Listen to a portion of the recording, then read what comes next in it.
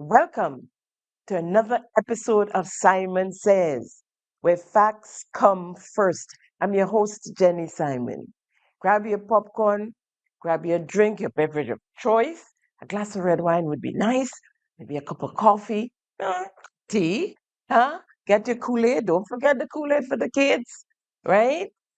Get your tablet, your notepad, and your pencil. You need to keep your pills, your heart pills, or your high blood pressure pills. If you use them, you need to keep them close. Call your neighbor, call your friends, call your grandma and your grandpa, your mama and your papa, your nieces and your nephews, your brothers and sisters, your cousins, your auntie and your nene. Let them know that Simon Says is on. Buckle up. We'll be right back. Thank you for tuning in to Simon Says.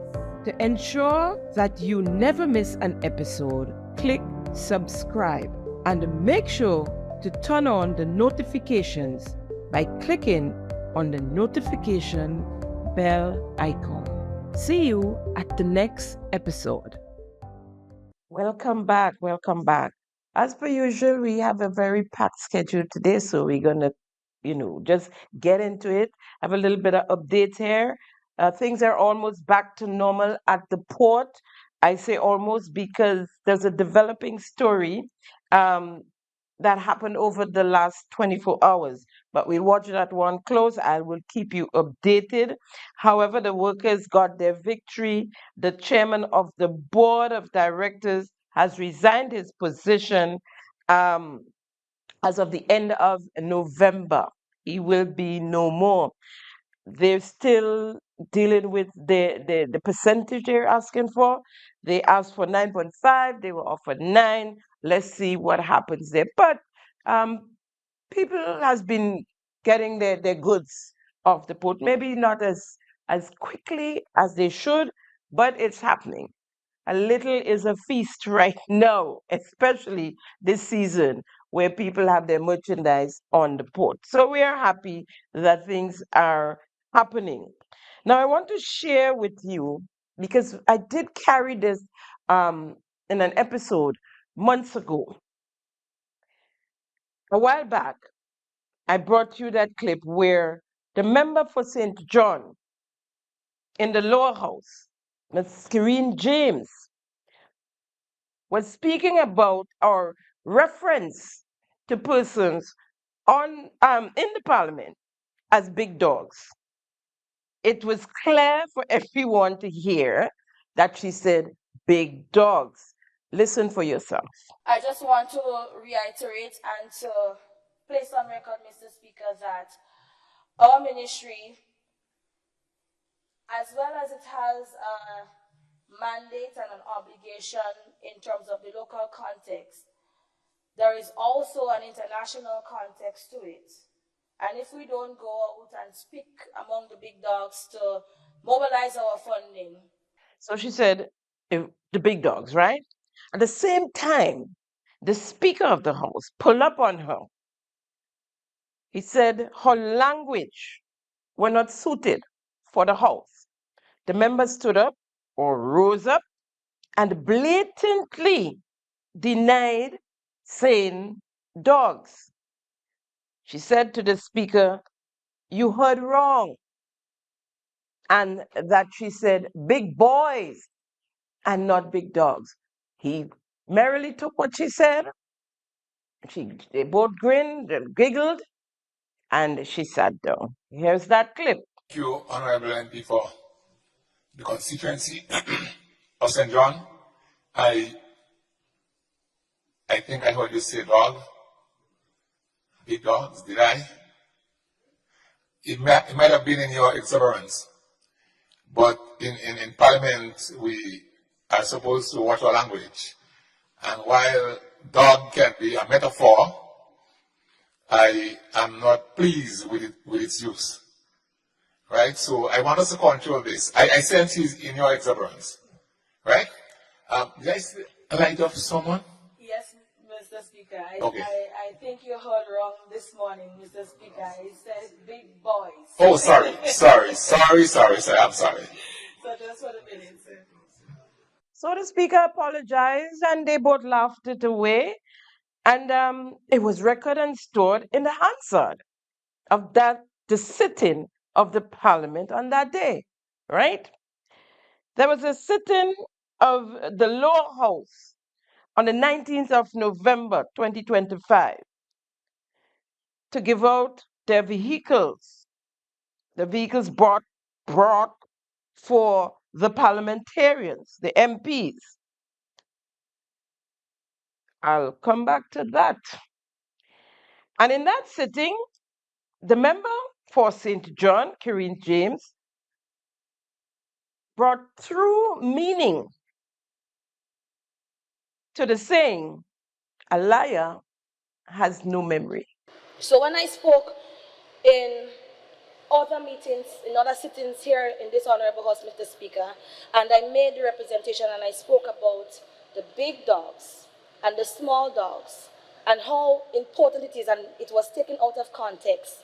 This is another example and an eye-opener for us to see that in order for us to ensuring that we can have access and sustain our economic development, we sometimes have to bend backwards as small dogs to ensuring that we meet these requirements needed for us to have the access to the markets. Now, who took it out of context? The speaker said to you, asked you, did you say dogs? And you said no. You said boys, and you laughed it off. Now you're telling us that on that day, you did in fact say dogs. And what is worse, the same speaker who presided over the first big dog sitting is the same speaker who presided over the sitting on the 19th, on Wednesday, the 19th of November, 2025. And he had nothing to say about her language then. He had nothing to say, the same language, right? He said nothing. Only this time, she included small dogs.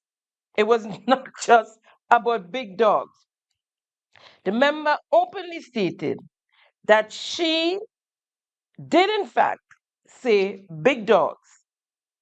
I'm guessing it's okay to be paid by the people to tell lies. I mean, it's amazing how these people, and it's like they're nursing it. They come to us with one story, they lie in blatantly, and then can come back and change their tone, their mouth. And that's why I always say, be careful, little mouth, what you say. Moving along. I have been following the Willis Road disaster and some of the other projects, some that were supposed to come in stream and never did, and some that started from the previous administration and never got touched since 2022. And it's just a mess. The whole place looked untidy, unkept, and it just looked like we living in hell. And my investigations took me to Hanover, the local office here in Grenada. Although the company itself, I think, had left, but they still have their local office here for reasons more than one. Their equipment are still here as well. Now, there I learned that they were contracted to do under the Feeder Roads project, roads and bridges, 11 projects. And I think it became 12, one came in somewhere along the way, right? Hanover contracts was strictly construction, period, right? That's all they were hired for, to do construction. The agreement was signed with the previous administration, and the government was supposed to provide designs, construction drawings, and land acquisitions completed. The feeder road projects, lots 1, 2, and 3, that consist of 12 roads, was well known to be plagued with designs and land acquisition issues on every road and no signed off for construction, always from the inception of the project, which began under the previous administration. Dewey Narco, who was the initial design engineer on the project, was fired by the previous government due to producing flawed designs. The government then appointed a local engineering firm, who was subsequently fired in 2023 by this NDC administration. As mentioned, the contract with Hanover Construction Company Limited was only to do with construction in accordance with signed of designs and for construction drawings, with unhindered access to all roads in order to allow for the successful completion of the project. To date, this has not happened, and therefore the projects remain incompleted, and continues to cause distress to all stakeholders. The contractors have made every effort possible to work with the ministry's engineers on all issues affecting the successful delivery of the project, with absolutely no cooperation from both the employer and its contracted engineers. The contractor got frustrated that works could not proceed as initially conceptualized and in accordance with contract provisions due to the absence of the construction drawings, signed off designs, and multiple designs and land acquisition issues. As a result, the contractors has had to endure major financial losses, reputational damages, and had no choice but to terminate the contract in August of 2024. The Hanover local office has confirmed that the above issues being responsible for the company having no alternative but to terminate the contract after exhausting all attempts at resolutions and making its claims under the terms and conditions stipulated in the contract provisions.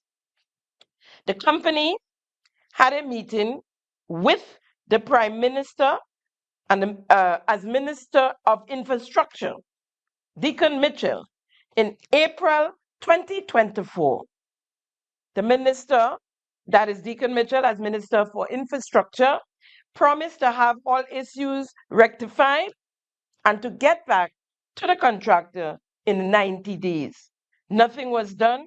There was no contact from the Minister of Infrastructure, Deacon Mitchell, and all correspondence was ignored. All claims made by Hanover Company was also ignored.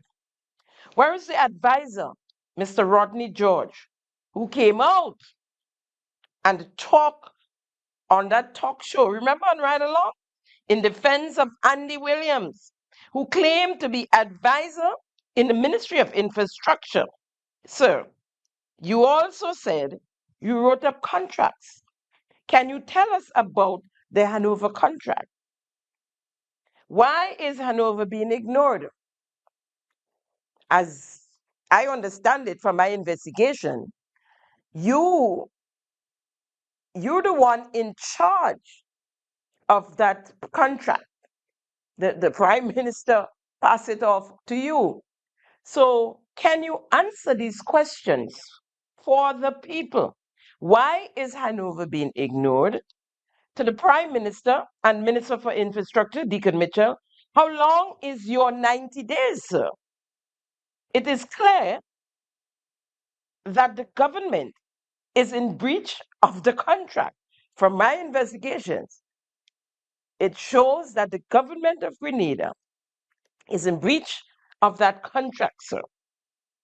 It is also clear this matter can end up in the High Court. It is also clear we can't win this one or won't win this one either. Hanover has incurred major financial issues because the government failed to provide detailed designs and for construction drawings, roads and bridges projects that they did, completed ones, Library Road, Munich to Bacalat Bridge, Bel Air Road, St. George's Estate Road, Telescope Road, La Pastora Road, 80% completed at the time of termination. Designs and land acquisitions for 20% were outstanding. Hanover hired 350 Grenadians and only brought 5 persons out of Trinidad and Tobago. Viewers, listeners, followers, stay tuned for this one to be continued. Lots more to tell you, but we're going to take it in stages. Drips, drips, drips. Now I have to continue, or wrap rather, the piece on Deacons Mitchell, the visionary leader that we started last week. But before I do so, I have a couple of requests backed by popular demands. Persons was amazed. There are those who were amazed when they saw some of the clips. I'm only going to do 2. They wanted more. People been calling and asking for more. We actually have a reel on our channel in YouTube that you can go and view that section. So I'll do 2, right? We'll do the bucket truck clip because that one was the most popular one. Persons were flabbergasted by this clip in particular. So if I say to you, we can assist our farmers through GDB by getting loans that would allow them to either form cooperatives or to buy themselves by having chiller trucks with solar panels on them that goes around the island collecting their fruit and in turn driving around our various parishes to sell their fruit directly to us so that they eliminate the need for M&IB, so that they have longer storage and they can bring the fruit directly to you. Would you call that a pie in the sky dream? So it's as simple as that. If I say to you there are trucks that we use to go on the electricity pole, to go on the telephone pole, and these trucks probably finish work at 4 or 5 in the evening, and we can ask the owners of these same trucks to rent them or provide them for free to our farmers so that you can put them in the same bucket and you can go and pick the coconuts, you can go and pick the mango that is in the tall trees, you can go and pick the sapodillas, you can go and pick the guava, anything that you ordinarily would not be able to reach. And you can use these hydraulic trucks to pick the fruit rather than them falling on the ground. Or you can put netting at the bottom of our mango trees and probably use the same hydraulic trucks to shake the trees so that the mango falls and they're not falling on the ground and damaging. You will call that a pie in the sky idea? That's mango on your plate. That's golden apple on your plate. That's sugar apple on your plate. And the more of this we could get is the more we can do agro-processing. Because for us to do the agro-processing, we need to get the mangoes, the sapodillas, the guavas, the golden apples in large quantities, consistently, all the time. And we need to be able to preserve them so that they give us a longer shelf life. So these are not pie in the sky ideas. You know what's painful though? He actually asked them if those are pie in the sky ideas. And they rode saying no. Right? He said mango on your plate. Have we seen one bucket truck up the mountain, up the river, going up to pick fruits? He said mango on your plate. sugar apple on your plate, golden apple on your plate. And he have a thing for nets, right? Remember, he was getting the net to collect the sargassum outside on the horizon. He have a thing for net. Put the net under the tree, and the bucket truck shake the tree. Really? Really? And there was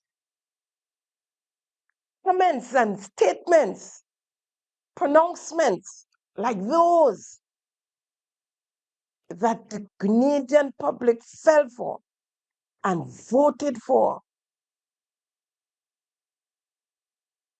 Voted the NDC. They wanted change. They wanted to see bucket truck pick fruits. Couldn't believe it. It is painful, right?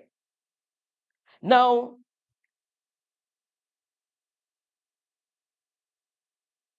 they couldn't believe that Grenadians, and those are people who contacted me, few from the diaspora, they couldn't believe that Grenadians truly voted for what they heard and saw on Simon Says last week's version. If you missed it, check it out. It's captioned Exclusive Interview with Dr. Justin Pear. Also backed by popular demand, the Mia Motley clip speaking at Parliament, sitting to the people of Barbados, explaining her travels as questioned by the opposition. I have done the total, and in 7 years, the total amount comes to just about 1.457 million across 93 trips, with an average of $15,000 per trip, Mr. Speaker. I don't travel first class. I go at the last possible minute and return at the earliest possible minute. I do not stay in luxury suites, as was the wont of many a minister before this government came into office. And Mr. Speaker, everything is here. Attendance, look at all of them. If it isn't CARICOM meetings, it is the UN meetings. If it isn't the UN meetings, it is the COP meetings. If it isn't COP, it is individual meetings that require us security. On occasion, I have done 1 or 2 speeches. And Mr. Speaker, if I were only spending money, I wouldn't mind. You might curse me. That 1.45 million, you know what I asked the PS to prepare for me too, sir? What are the benefits in terms of grants that this government has gotten as a result of that travel? Mr. Speaker, would you believe that this government, and I'm going to be fair, because when the ministry prepared this, they included one figure that came at the beginning of 2018, and I don't have nothing to hide. So I told the minister, take that $27 million out. 27.6 million and 83,000. Take it out. So subtract that from $146,887,000 in grant money. Not loans. Mr. Speaker, you know what grant money is? It's free. When you walk out of Parliament, Mr. Speaker, fella, give me $20 there. That is free money. Now, Prime Minister Mia Motley traveled 93 times over 7 years, roughly $15,000 a trip, because she travels economy. She said it, she don't travel first class, costing the government and people of Barbados $1.457 million.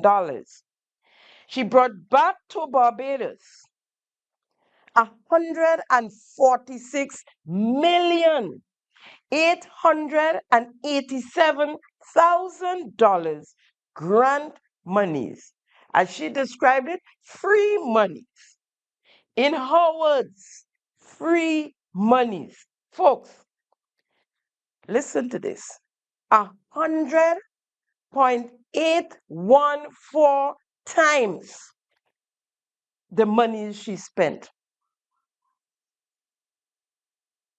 100.814 times monies she spent, she brought back to Barbados.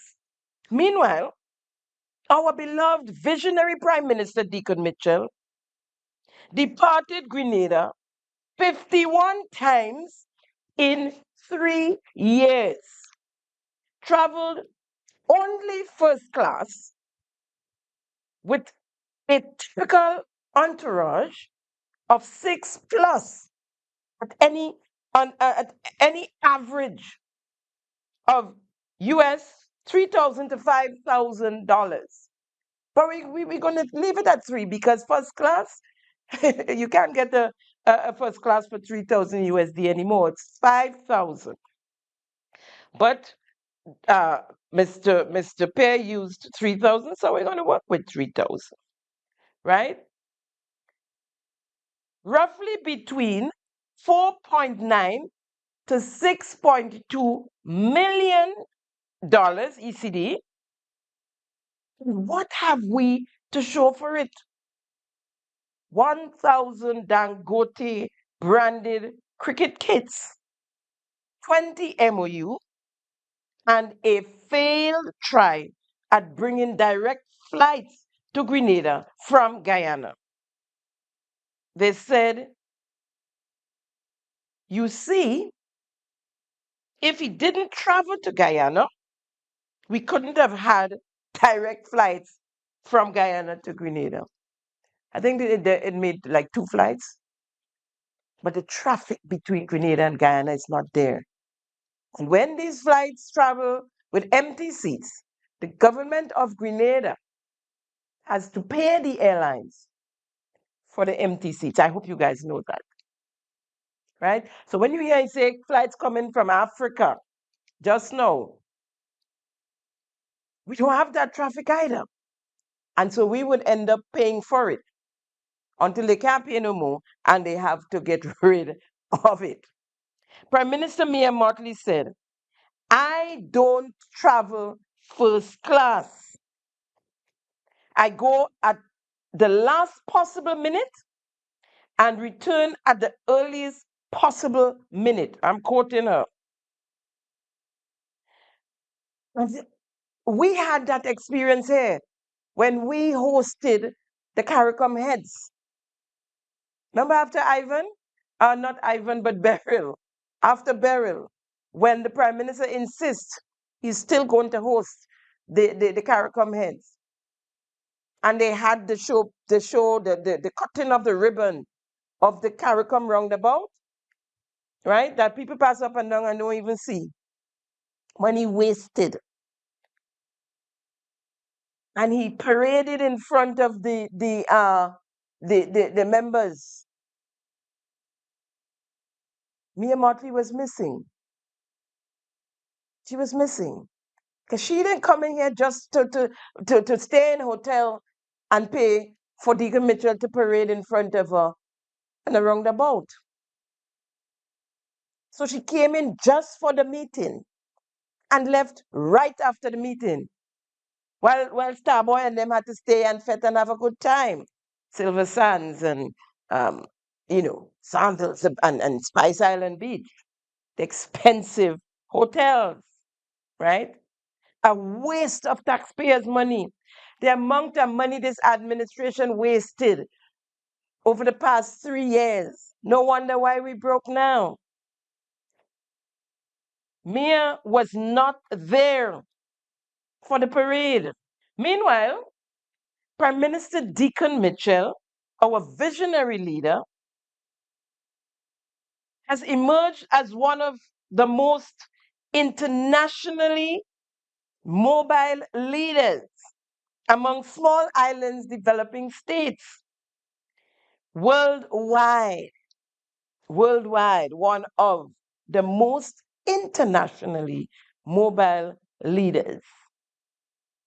Within a span of 1,215 days, in office, he traveled 51 times, with each mission lasting approximately 8 to 10 days. An estimate of 408 days spent abroad. He has spent over 50% of his monthly working days, 11 out of every 22 days, working days that is, per month, outside of the country. No other Caribbean leader can match his travel, his foreign travel itinerary. Each official mission is typically accompanied by a 6-member delegation, which often includes his chief of staff, Mr. Teddy St. Louis, his press secretary, Neela Athian, his executive secretary, Akira Lessie, his photographer, Dwayne Thomas, his social media personnel, advisors, ambassadors, Andrew St. Bernard. He is always there on that list. Mr. Richard Nixon / Peters. I see he carry Peters mostly these days. What happened, Richard? You hiding from somebody or what? Aides and protocol officers. Travels usually first class or via chartered private aircrafts. This is what well, his friend did say he's a man of class. So I guess he can't travel economy anymore, right? He is one of the most expensive traveler per capita in the Caribbean. Now, this does not include the wining and the dining. There he is, having a good time in Africa.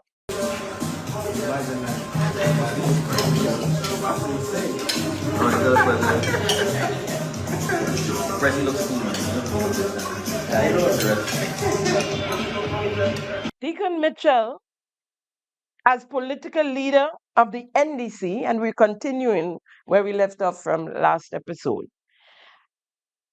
Political leader of the NDC spoke out on the purpose of the Grenada Development Bank. One obvious way of doing that is addressing our lending institutions, like the Grenada Development Bank, which we say on an NDC will be focused on the productive sectors. GDB should be the ones giving loans to fishermen. GDB should be the ones giving loans to our farmers. GDB should be the ones giving loans to our agro processors. GDB should not be involved in giving loans to buy vehicles or frankly to even buy homes. That is for commercial and retail banking. You are a development bank. Your job is to back and support our businessmen and women who are the ones that will provide the employment to our fellow Grenadians so that they can go and get a loan from a commercial or retail bank. However, 6 months after entering office, the NDC gave Andy Williams $300,000 an MSME loan for small hoteliers. If that wasn't enough, 300,000, right? And let me say here, that money was to pay persons he owed.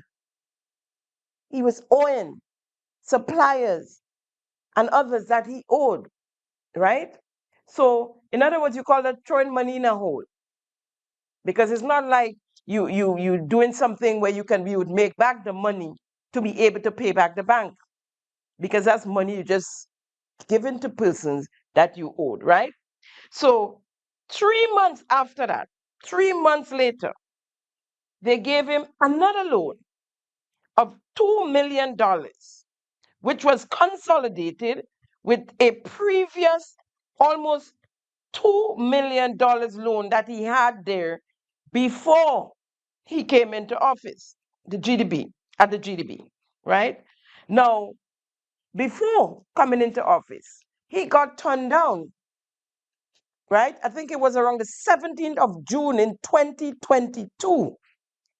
He received his letter. The bank turned him down because he wanted to add to the loan because he's choking now. He's owing and owing millions of dollars, right? And he's not making the money to pay it back. So they turned him down. Of course, if you owe millions and you're not servicing it, why would they give you more money? But the NDC Board of Directors, headed by Andrew St. Bernard, the NDC's treasurer, they gave him the monies.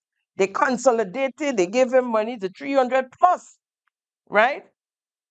And so now he's owing the GDP that the Prime Minister spoke of before he became Prime Minister. Oh, the GDP is for the farmers and, right? Is Andy Williams a farmer? Is Andy Williams a small hotelier?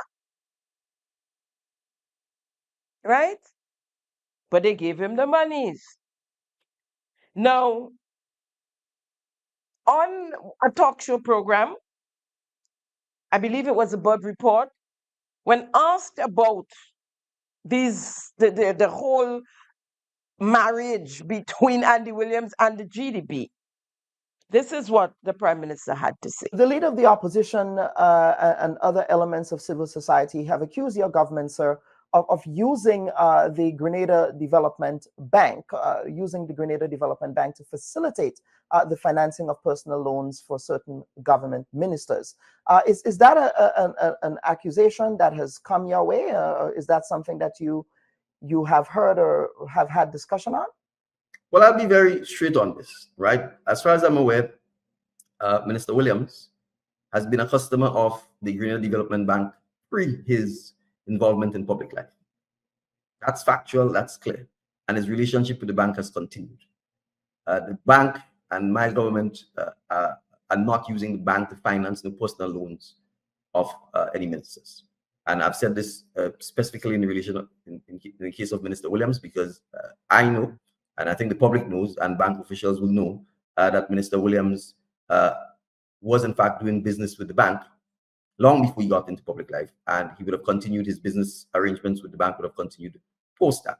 And that's the only issue I am aware of in terms of the bank having an actual relationship with the bank. But I want to make the point here. The Grenada Development Bank does business with the citizens of Grenada. A politician or a public official is also a citizen of Grenada.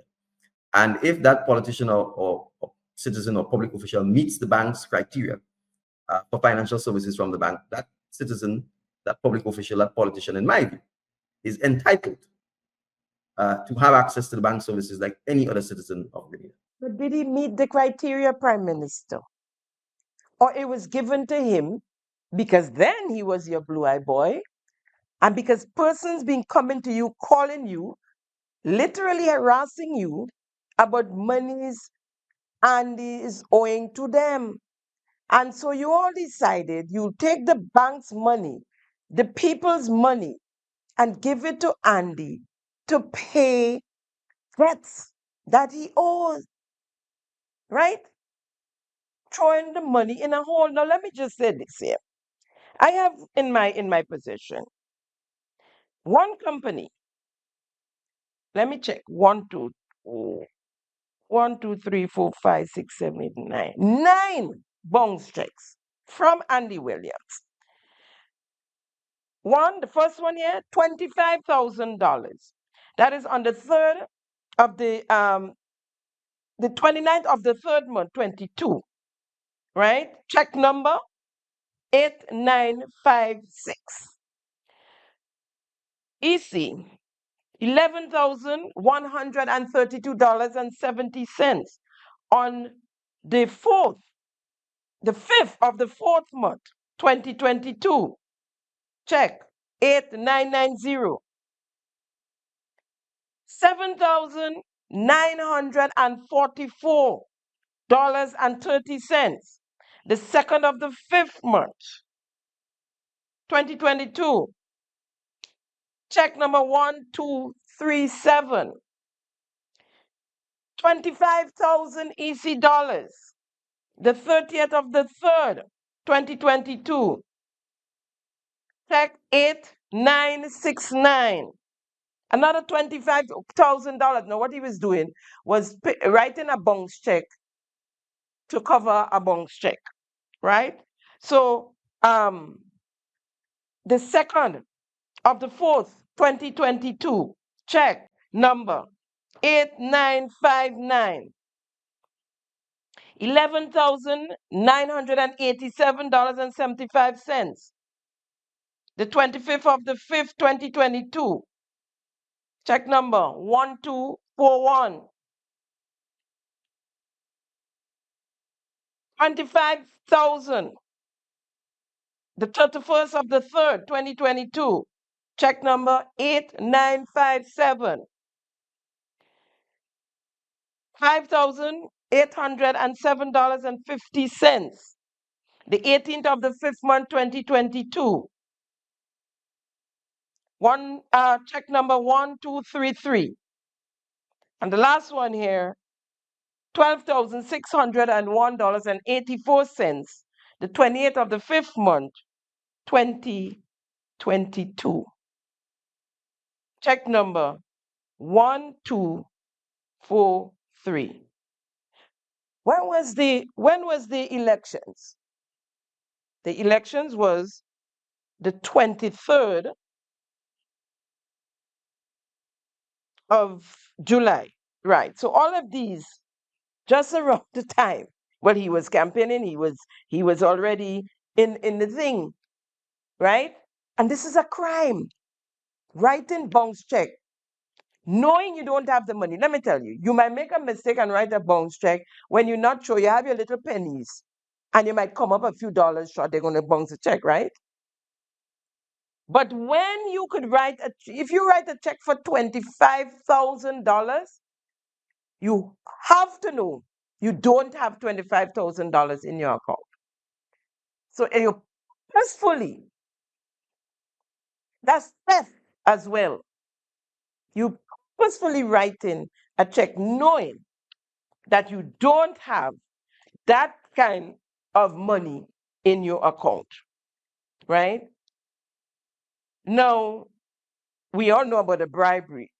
Now, this gentleman, this guy, probably have an issue with money. Maybe he needs help. You all could get him help. But he has no right in the cabinet and in the parliament of Grenada. No right. He should have never been nominated. Should have never. And I hope the opposition is paying attention and make the necessary, write the necessary letters, take the necessary steps to prevent this from happening again. He's not the only one that has money, that borrowed money from the GDB. He's not the only one that has contract with the government of Grenada, and it goes against our constitution.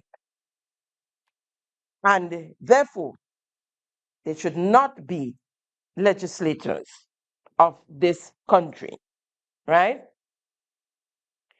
Andy Williams was under investigation for corruption or fraud. Allegedly so, because it was still being investigated, right? On the port to do with customs and the removal of containers illegally from the port. There was an investigation. Well, of course, NDC came into office and that was swept under the carpet, right? He had on-service loans with GDB. But then neither should have Deacon Mitchell or Dennis Cornwell, who has contract with the government of Grenada, had contracts when they came into office as CBI agents. Minister Lennox Andrew, he also has a loan with the GDB, right? And there are sections in the GDB Act that also say that members of the legislature and members of the board, members of the board, directors of the board, and close families, not just them, close families should not access loans from the Grenada Development Bank. The Prime Minister was correct when he said so before he took office. All of a sudden, it's okay for Andy and other members of his cabinet to take loans. But in all those town halls, those fancy town halls that was held during the campaign, you were fed cardboard. And you ate it all up. It was a fantasy. But after 3.5 years, it's time for us to face reality. Fantasy can't put food on the table because it's just that, a fantasy. Fantasy can't feed our children. Fantasy can't reduce cost of living. Fantasy can't pay our electricity bills and other utilities. Fantasy did not bring improved health care to us. And today, we are suffering because it is just that. It was a fantasy, speculative fiction, mythical, to say the least.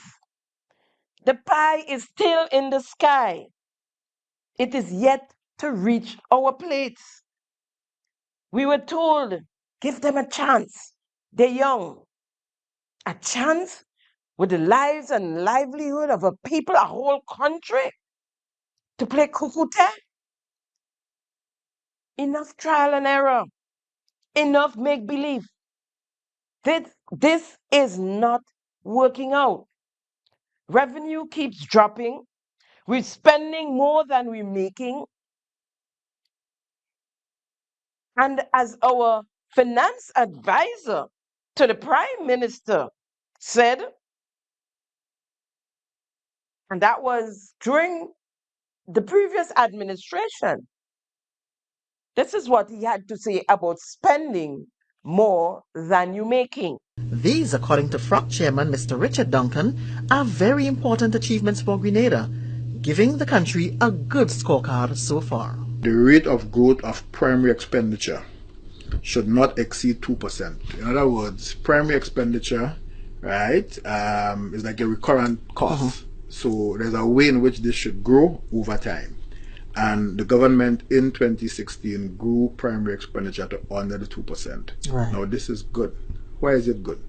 I made the point from the very beginning. When you spend more than you collect, you will be in problems. So you got to control your spending, and the target is no more than 2%, okay? Right. Per annum. And then the fifth point here in the table is that the primary balance, and now here we're looking at the balance now, the difference between what you earn and what you spend, that gives you a balance.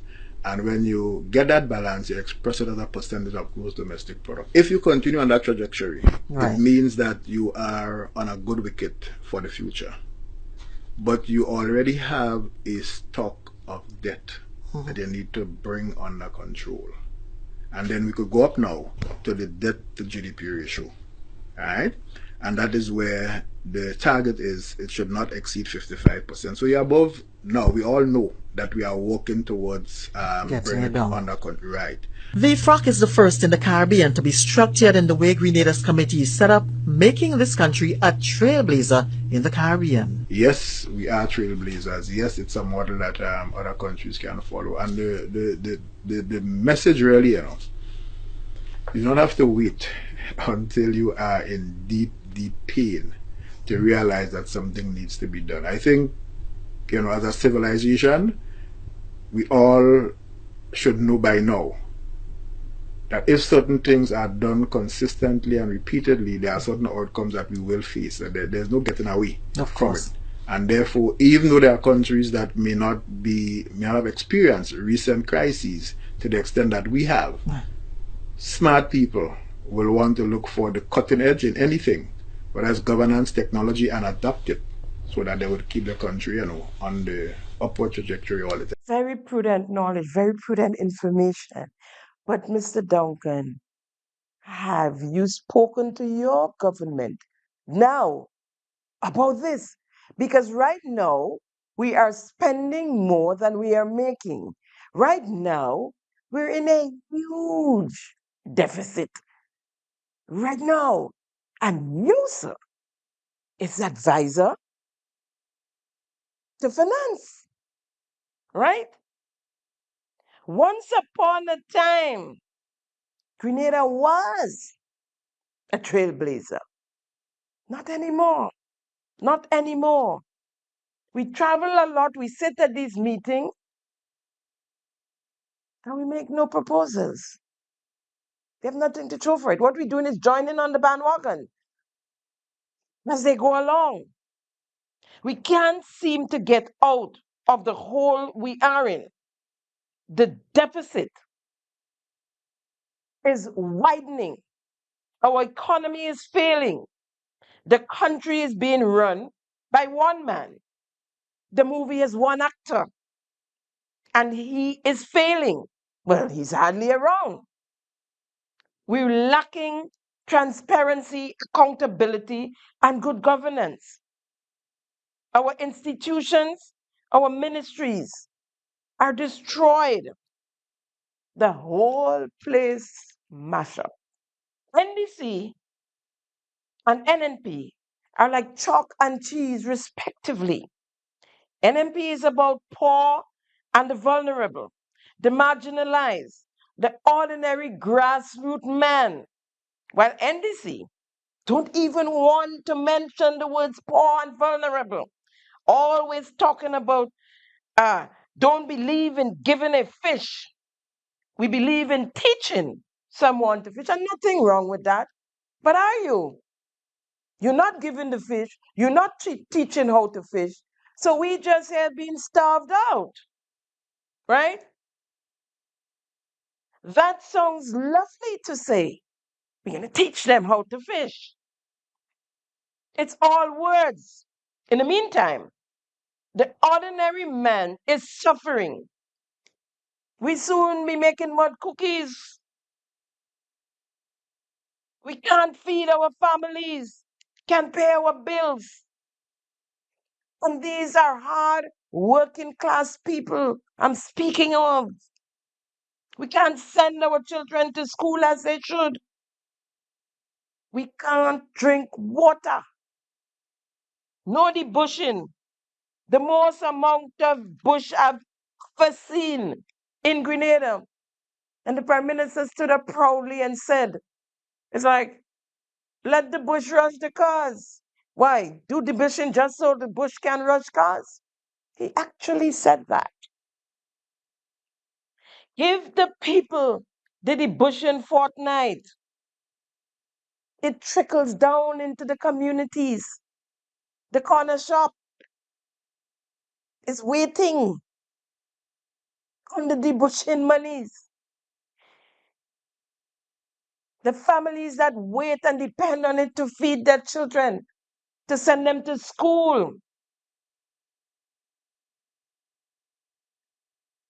We are growing forests just so you can starve out poor people, while the chosen few enrich themselves.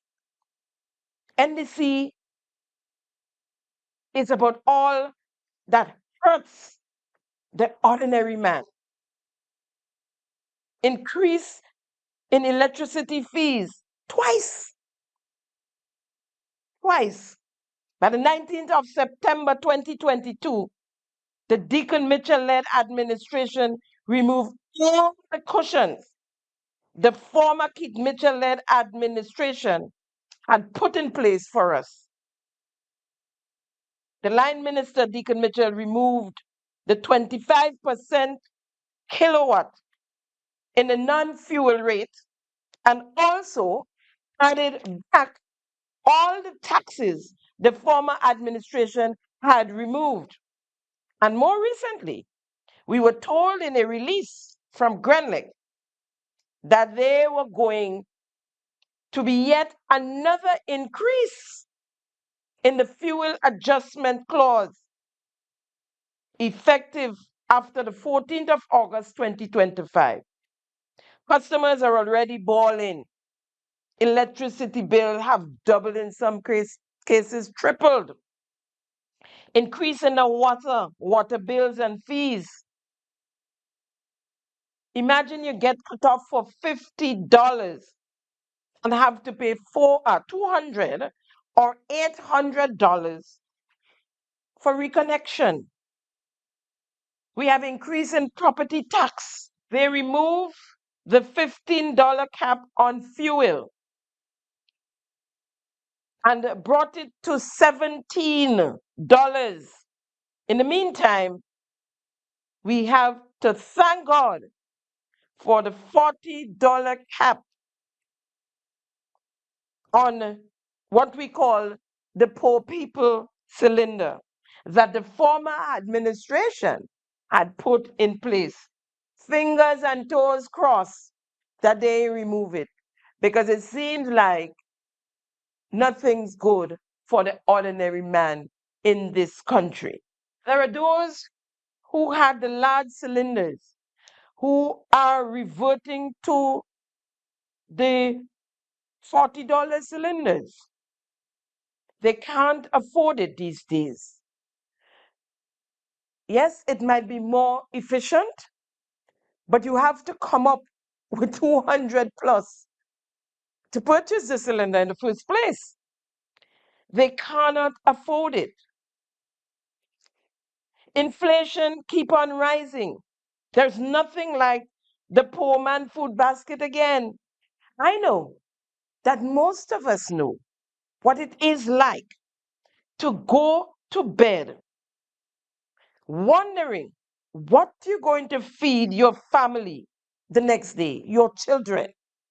The pain you feel in your gut is unmeasurable when you have to choose between you or your kids to eat. Or which one of your kids deserve to get a new pair of shoes first, when all three of them will probably need a new pair of shoes. You have to think about how you sending them to school. These days, the school feeding program is absolutely out of whack. Sometimes they have food, sometimes they don't. You have to wonder about what you're sending them to school with. Or are they going to go to school on a hungry stomach? Or you just keep them at home? In the meantime, our middle class is reverting to the poor class. NDC has almost wiped out the middle class. And I hasten to say, with a heavy heart, because I was there then, that this is not the first time this is happening. The NDC of 2008 and 2013, it happened as well. It happened as well. Nothing was done to stabilize and develop and sustain our rural economy. St. Andrew was once called the food basket. And they said things happening, and the people in the rural area are suffering. The basket is now empty. The demise of the MNIB didn't help, and this NDC administration continued to kick the can down the road. The latest from the Prime Minister on MNIB. We still have to address the Marketing and National Importing Board situation. We are working assiduously to get that done. The main challenge we've had is the MNIB was so poorly run that there were no financial statements for many, many years. And as we attempt to get a private partner to partner with us, we have to be able to have those financial statements. So we have given the instructions to try and accelerate this.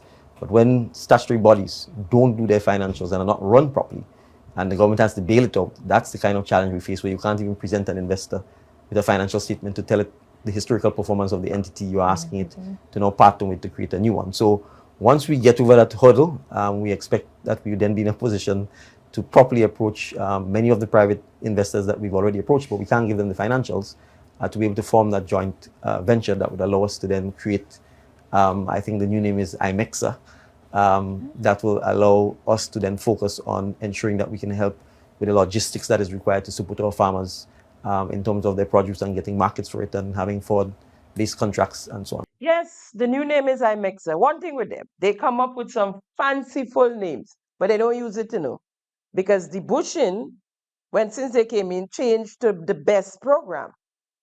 They don't say the best program. Everybody say the Bushin. They say the Bushin. They changed CBI to IMA. Everybody saying CBI. Now we have IMEXA, and he's still talking about MNIB. And there are many more. They're good with names. Lovely, lovely names. Is again icing on top cardboard. When you cut through the icing, you're eating no cake. Cardboard. The new name IMEXA, Import Export Agromat Limited, established to replace MNIB. Promise date for launch, end of September 2025. Again, they failed to come through.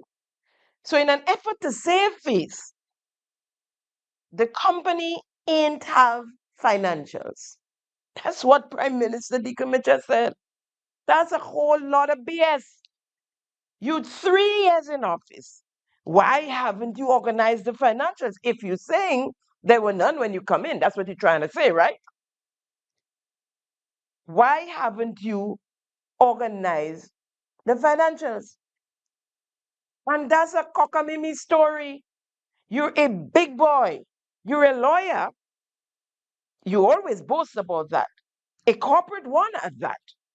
Don't you know you will need financials to go into any kind of agreement with private or public partnership?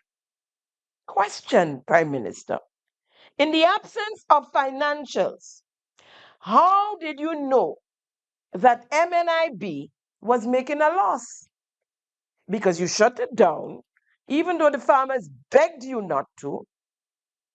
You shut it down because it was operating at a loss. How did you know that? In the absence of financials, how were you able to establish that MNIB owed $15 million in debt?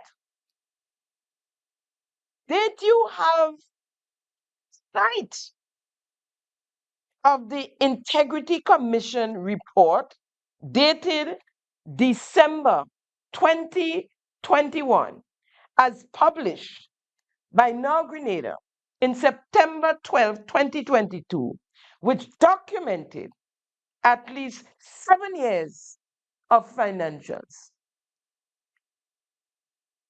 Is it that your government did not receive reports from the MNIB consistent with Part 12 of the Public Finance Management Act?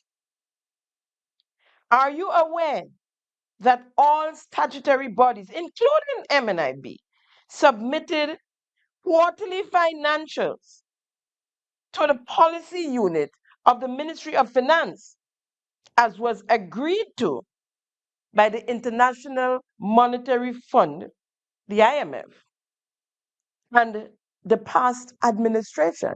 Are you aware of that? You were Minister of Finance for a little bit when you came in. Is it true that your 3-year-old plus administration ceased or have not followed up on the reporting requirements? Is it true, or is it because of the lack of continuing the reporting requirements that we are witnessing the massive corruption in our state-owned entities like NLA, Gravel and Concrete, GDB, NTRC, MIT, and the list can go on from now till next year. We have ministers entering office stating they have $2 in their bank account and now can boast of being set for life to their staff, win, lose, or draw come the next election. Many people come, good morning, how are you? All right. Many people come to us to seek assistance. And in a lot of cases, we dip in our pockets. I know for me in particular, from the moment I get my salary is over. And as I was telling members of my political branch last month, that last month end, I only had $2, two EC dollars and a few cents in my account. Because when people come to you, when constituents come to you and they ask for help, and in many cases, they need genuine assistance, whether Grenlec cut off their light, or they need food, or they need medication, and so on. You, as a leader, and as a human being, you care and you want to help and you assist, and that's what we do. So most of us, I know that we use our personal resources to help, and I'm not complaining because it's something that I used to be doing from since I know myself. So how is it, Minister, that you're at this point where you set for life? And it's not just financially, you have assets as well. They say in Carriacou, you bought lands in the Lansipine of Carriacou, right? You promised me a ride on your boat when I come to Carriacou and I need to go to Petit Martinique. You promised you'll take me with your boat, right? Huh? Where? How is it? How is it? There are those who signed up with the Integrity Commission as unemployed, never held a job in their lives before, and on a $15,000 salary, which is double, almost triple what the previous parliamentarians, the previous cabinet members, and I'm talking about previous, ever since, ever made, right? And today, you are millionaires. It is alleged you are millionaires buying property. You can boast of giving your fishermen $300,000 cash and just living the lavish lifestyle. And nothing wrong with that. If it's your money that you work hard for, nothing wrong with that. And there are others, they're just not saying what you were brave enough to say, Minister, that you're set for life.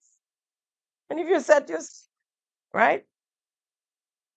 I'm quite sure most of you, if not all of you, can sing from that same hymn book. Did the Prime Minister and the Chairman of Cabinet take that statement made by the Minister for Carriacou and Petit Martinique Affairs seriously? Do you know how come the Minister Tevin Andrew, is set for life? But I guess you might be set for 10 lives. So it don't matter, right? Everybody dip in. It's the Integrity Commission doing their job by making sure they fill their declarations. Because for what is happening out there, a few of these people are supposed to be checked already. Now, if the lower grades are set for life, can you imagine the hierarchies? Can you imagine? I'll take a break here and come right back. Thank you for tuning in to Simon Says. To ensure that you never miss an episode, click subscribe and make sure to turn on the notifications by clicking on the notification bell icon. See you at the next episode. Welcome back. Welcome back. So we're in budget season, and from what I've seen thus far, I have no doubt that elections are going to be next year. What I'm seeing can be called nothing else but an election budget. I've always said I believe it to be in the first quarter, and that is elections. It's going to be called in the first quarter of 2026. I still hold true to that. I mean, the man at the bell, you could call it at any time. We know they've been searching and looking for a feel-good moment. It's not yet here. They tell us lately that things are happening. We are looking. I mean, some of us put on 3D glasses and we still can't see what they're talking about. But let's say things are happening. Things are happening. They were supposed to lean telescope to one side on Sunday. That did not happen, but I'll deal with telescope next week. Because remember, we have to talk about DPM this week, right? So, as I said, we have a $2 billion, almost $2 billion budget on the way. Budget is supposed to be read on the 1st of December, according to the Minister of Finance. Now, the largest ever in the history of Grenada, thus far. I mean, almost a $2 billion budget. The capital expenditure for 2026 is going to double the 2025 capital expenditure. Just imagine what the deficit will be, and I'll tell you what it would be later on, right? We clearly don't have the revenue to finance a $2 billion budget. So we are heading into a huge deficit. But we all know that it's all a gimmick. As I said, an election gimmick. I'm talking about the budget now. Folks, there are some interesting numbers sitting in our 2026 budget statement, but for what we know, the expenditures to be and where our revenues are these days, our revenues are falling. There is no way we could meet that $2 billion budget unless the government intend to borrow or at all increase taxes. Some of you might have known that the IMF visited Grenada, and their second visit for 2025 on the 27th of October 2025. I attended a meeting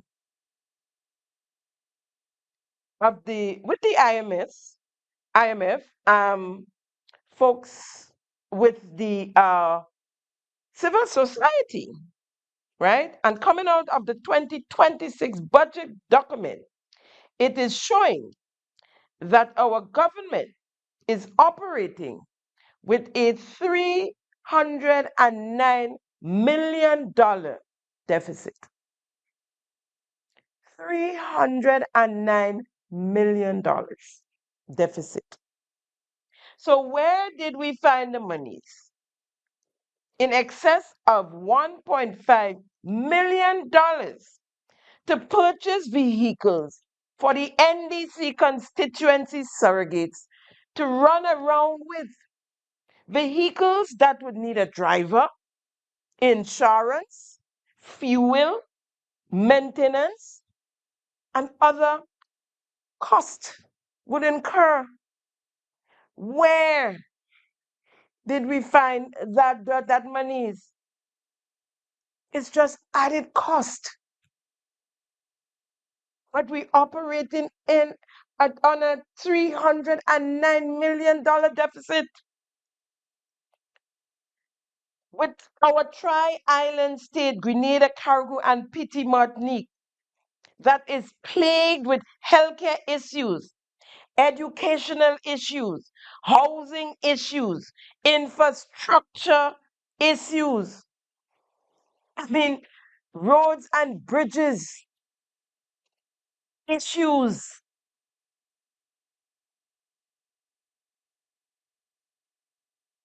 We have Build Back Better issues.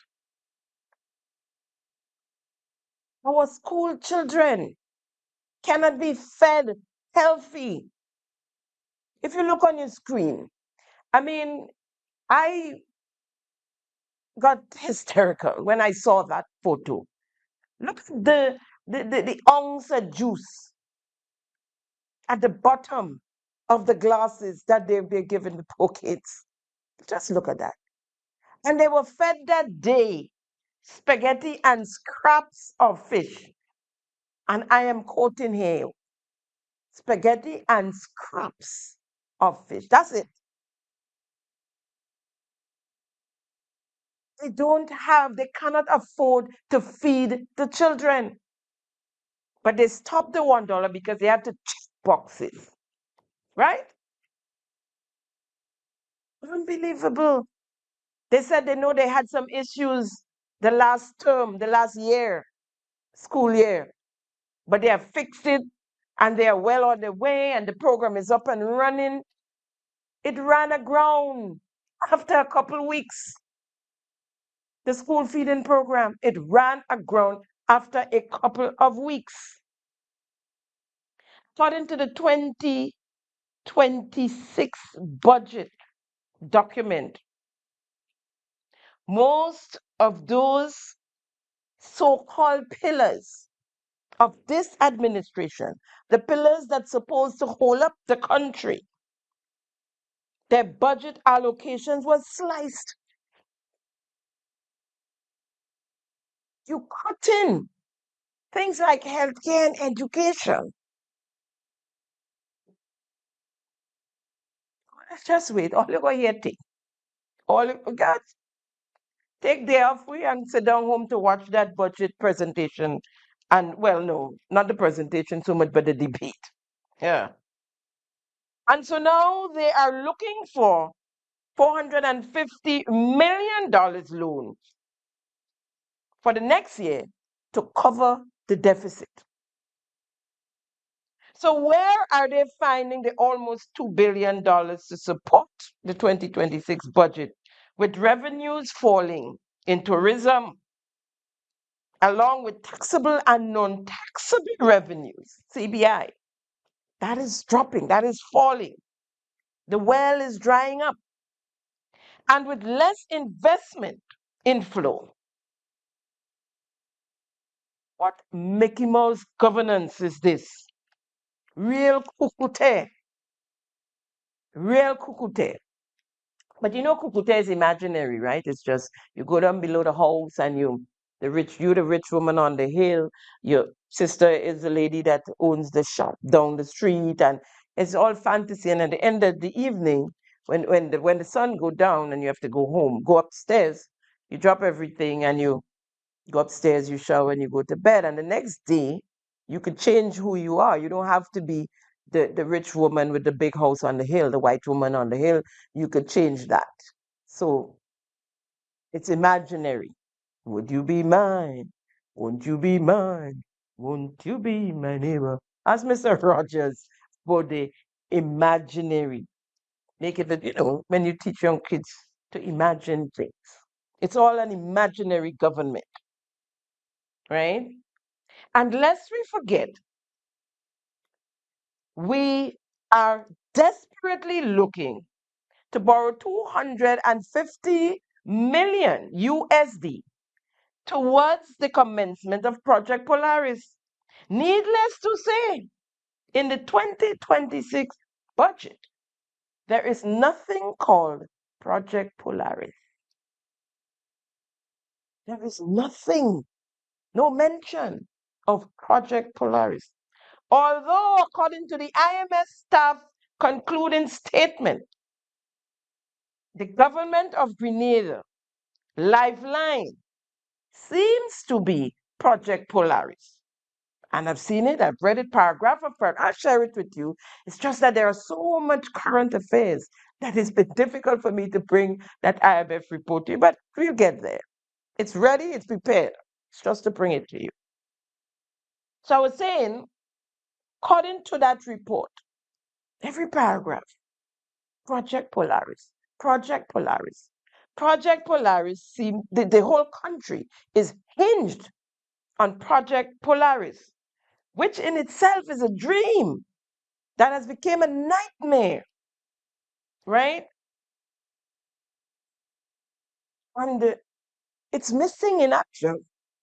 It's missing in action in the 2026 budget.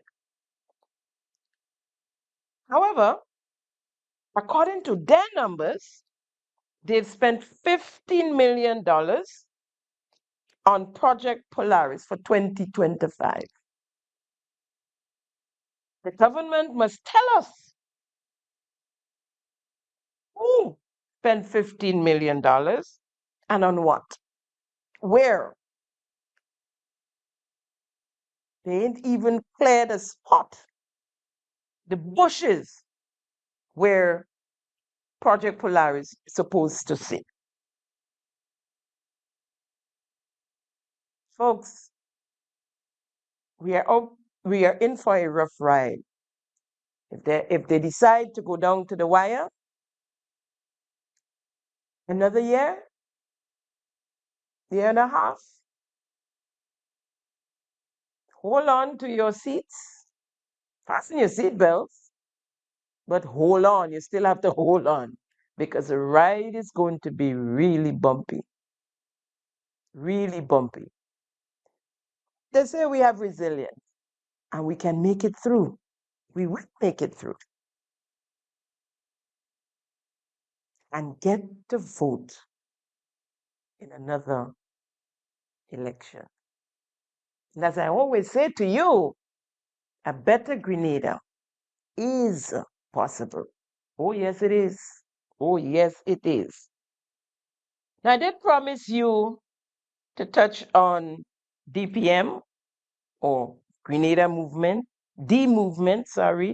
or DPM, which stands for Democratic People's Movement. So the Democratic People's Movement, DPM, the newest political party in Grenada, was officially launched on November 16, 2026 at the Grenada Trade Center. According to DPM members and supporters, well-wishers, the event was a success. I say success is relative. If it was counting the attendance that filled a carefully laid out trade center with a stage built in front, the original stage, with a catwalk extension projecting from that newly built stage, then success is relative. In an article dated November the 10th, 2025, journalist Roll Titus wrote, and I quote, "In an unprecedented call for political inclusivity, Peter David, leader of Grenada's newest political organization, The Movement, is inviting Grenadians from all political affiliations to attend the party's formal launch this Sunday, November the 16th. And I'm quoting here, right? So don't tell me November the 16th is not this Sunday, right? At the Grenada Trade Center in Montrouge. And he doesn't want them changing their colors. I quote, "Come in your green, yellow, or blue jersey. Come with whatever regalia you want to wear. But come listen. Come listen to us. But yet, DPM's advisor, the Prime Marshal, Chester Humphrey, was surprised to see the turnout. With other members of the DPM, I think the chairman, as he was announced, was amazed to see the amount of people who came out, right, to support them. You ask people to come. You said to them, no matter your color, you don't have to change your color. Just come and listen. We had people who don't show their political biases, senators and trade unionists and others were sitting in the audience, right? But you boasting. Okay, fine, that's your city. And of course, there were those who were thinking of the island catering, thinking maybe that island catering would be getting as a brother. No, actually, I was thinking of island catering that I was missing out on some good food. I love island catering, I'll have you know. The DPM's color is orange, but we're not color coding because we don't want to tribalize, right? But they have a color. Their color is orange.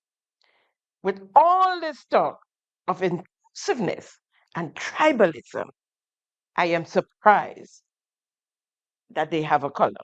You see, tribalism is not always a negative thing. There is what one might call in-group loyalty, something some of you not accustomed to and don't know and don't practice loyalty, right? A strong sense of identity and belonging with one's own group, which can provide security and community. In some contexts, a strong sense of tribe can also be positive, fostering deep connection and a place to return to. Nonetheless, we understand old talk when we hear it. Unity and inclusiveness. Archangel Michael has landed on earth.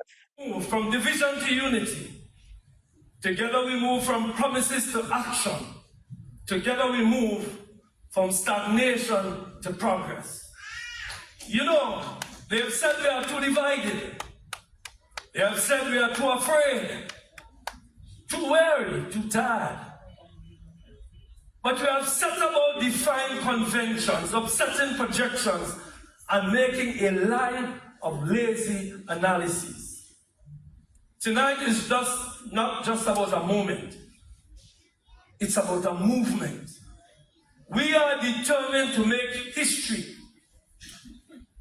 Not just for the making's sake, but for the sake of revival and rebuilding. For the sake of building a society worthy of both its name and its culture. And we speak of history as a future. Brothers and sisters, let me welcome you here. Let me thank all of you for attending. Unity. I heard somewhere along the line, no mudslinging, according to the chosen leader, who condemned the fact that Emmeline Pear was endorsed by their political leader of the NNP, Dr. Keith Mitchell. Something that is and has been and can be looked at as a norm in political parties. Persons vying for office will campaign domestically, and that meaning inside of their party, to convince the delegates why they should vote for them. with or without the support or endorsement of the political leader. Because, of course, the political leader can only endorse one person for each office, so to speak, right? But it helps when you get endorsed by the political leader. Peter David himself knows what I'm talking about. He fiercely rallied members of the cabinet, offering money to support, monies for support.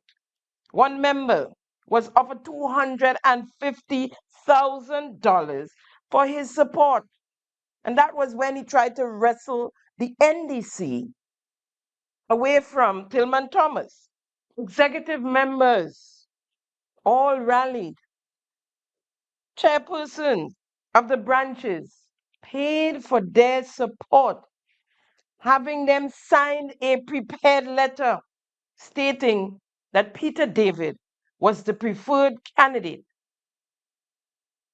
for political leader of the NDC at that time, in an effort to unseat the political leader Tillman Thomas, who just wasn't the political leader at the time, but the Prime Minister of Grenada. Peter David and his faction was planning a special convention to remove Tillman Thomas as the sitting political leader and the Prime Minister. No, he could have done it because he was a GenSec and he was in charge. He could have called a special convention. And of course, he would have gotten the okay because, as I said, he managed to convince the majority of the cabinet and the executive body, the National Executive Council of the NDC, that he was more popular than Tillman Thomas and that he couldn't wait any longer, that he should be the leader of the NDC.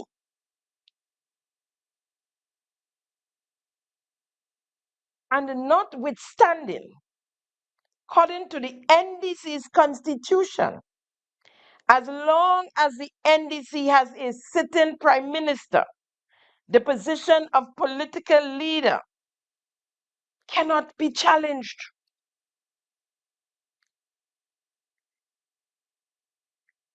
And shall not be contested at any convention. So much for unity and uniting, huh? Because you there, just in division, you have your faction inside the People's Party, that is the NDC.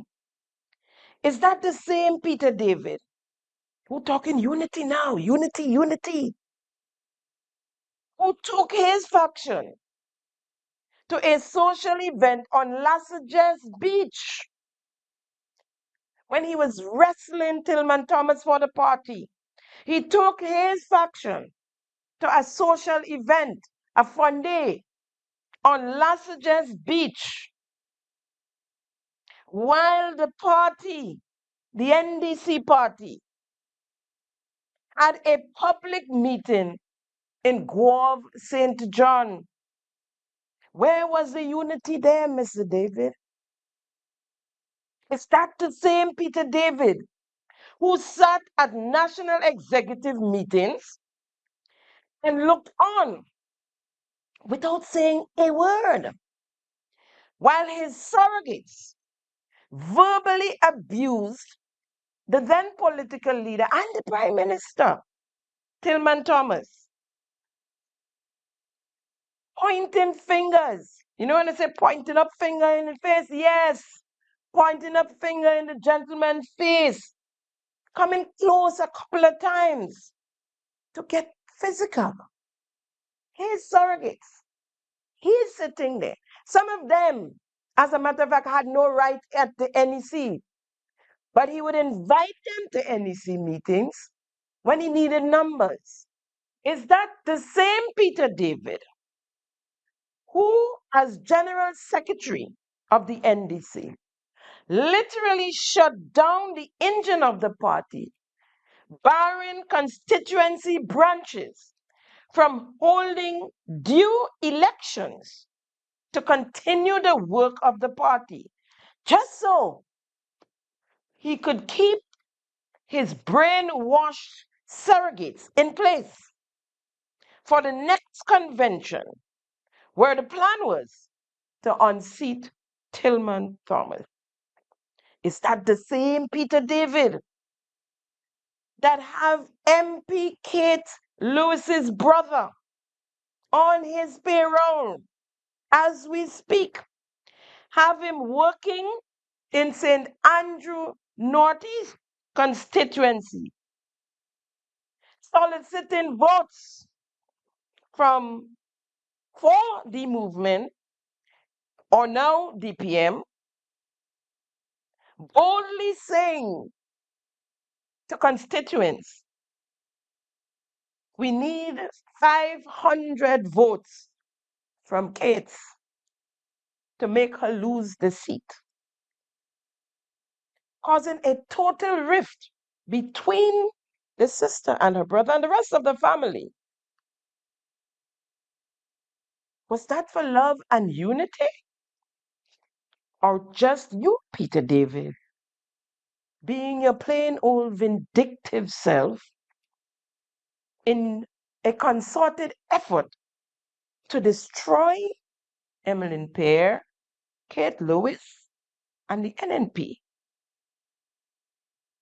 So you're not only destroying political parties these days, you're now destroying families. Oh, inclusiveness. How about division? Unity, in your mind, starts with the movement, the DPM. Who you think you're fooling? If all of you,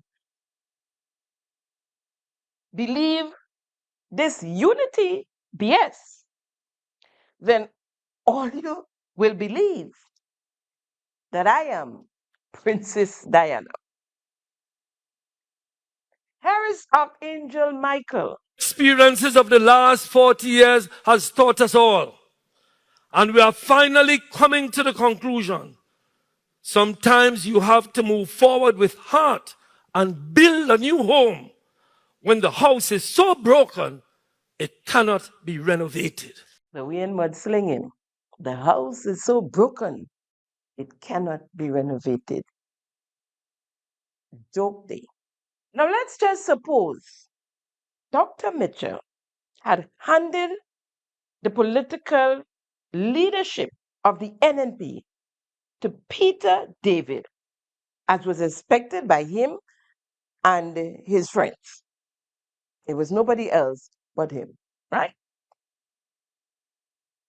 If Dr. Mitchell had endorsed Peter David instead of Emmeline Pear, would there have been a DPM today? Would the house be broken and irreparable? But we ain't mudslinging. If when on the morning after the 23rd of June 2022, with no empathy, Chester Humphrey called the former Prime Minister, who just lost an election, that doesn't settle it. Chester Humphrey, without mincing words, told Dr. Mitchell he should not accept the position of opposition leader in the parliament going forward, and that he should support someone else in that position. Dr. Mitchell's question to Chester was, then who do you suggest I support? His response was, Peter David, the only person I see that can take up that position. Dr. Mitchell's response to that was, being the political leader of the party, if I am to do such put Peter David as the opposition leader, then it will send a wrong message to my party base, that Peter David is in fact the leader of the party, because that's how their politics work. Now, if you are the political leader, you don't necessarily have to be the leader of the opposition. But if you're the leader of the opposition, then of course you should be the leader, the political leader of the party. And if I do that, this is Dr. Mitchell continuing here, absence of a convention, how do I explain that to the leadership of the party, the executive, and the party base? He then told Chester that he was not prepared to hand over the party to no one in the absence of a convention. Now, if that conversation had went the other way, and Chester Humphrey and Peter David had gotten their way, there would have been no DPM as we speak. The house would have been solid and the pillars strong. And it would have been shouted from the platforms, long live Dr. Mitchell, long live the NNP, forward ever, backward never. Ain't it? Now, the Democratic People's Movement, DPM, a group of mostly elder men and some women, some of which has been around in the politics of Grenada since the days of the New Jewel Movement, the NJM, some 50 years ago, who have been a part of the People's Revolutionary Government, the People's Revolutionary Army, some 46 years ago, has finally formed their own party on their own after there were no more political parties to loaf off of. There were no more gravy train at the station. These guys were not in this because they love Grenada. This is not about country.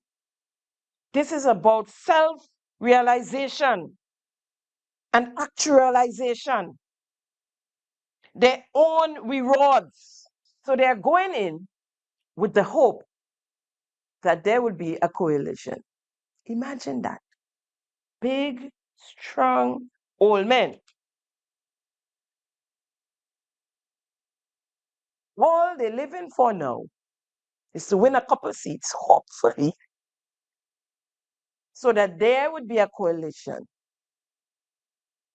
Or they would need them. I don't know where that's, I mean, and it's being branded all over the place. Yeah, we're going to need them. We're going to need Peter and Iku, because if NDC gets 6 and NNP gets 7, then we're going to need them. Now, why would NDC get 6 or NNP get 7? Why can't it be that NNP get 8 or NDC get 8 and someone win the election?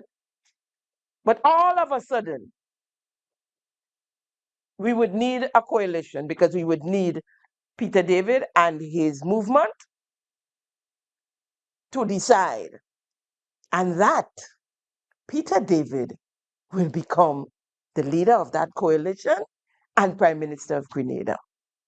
But I said in all your hair, if all you want Chester Humphrey to lead this country, then by all means. Then by all means. Now,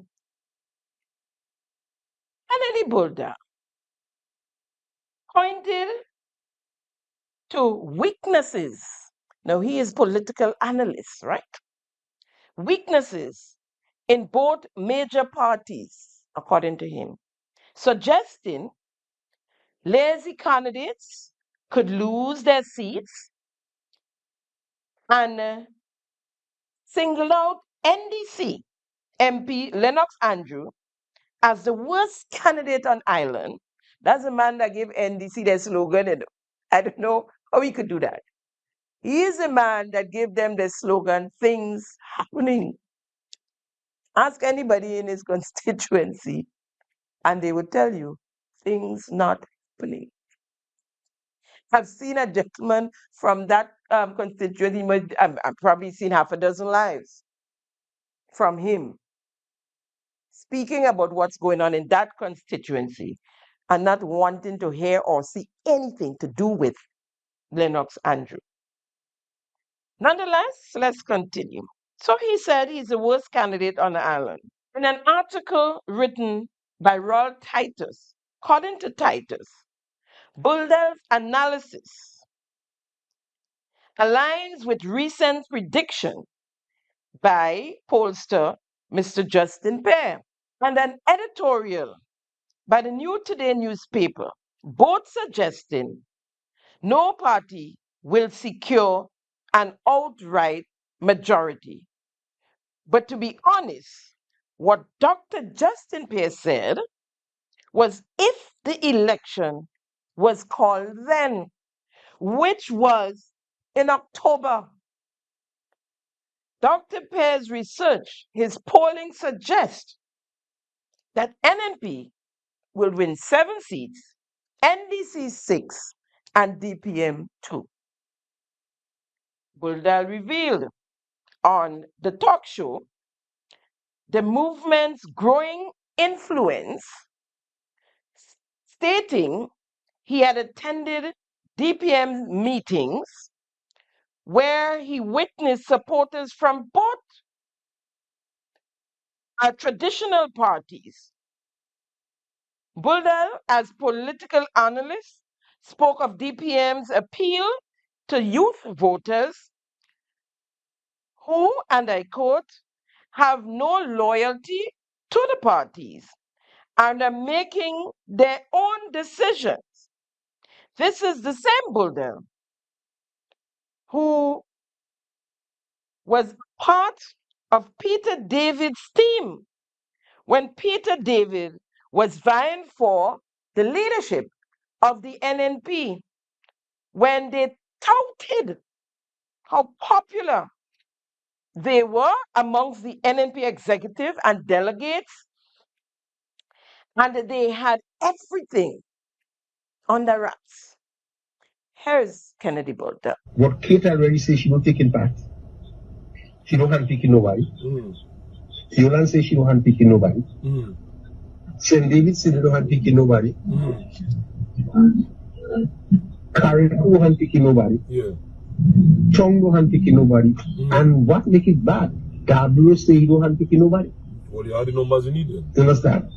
In areas where they don't handpick nobody, we can get over 60-70%. Where they do handpick it.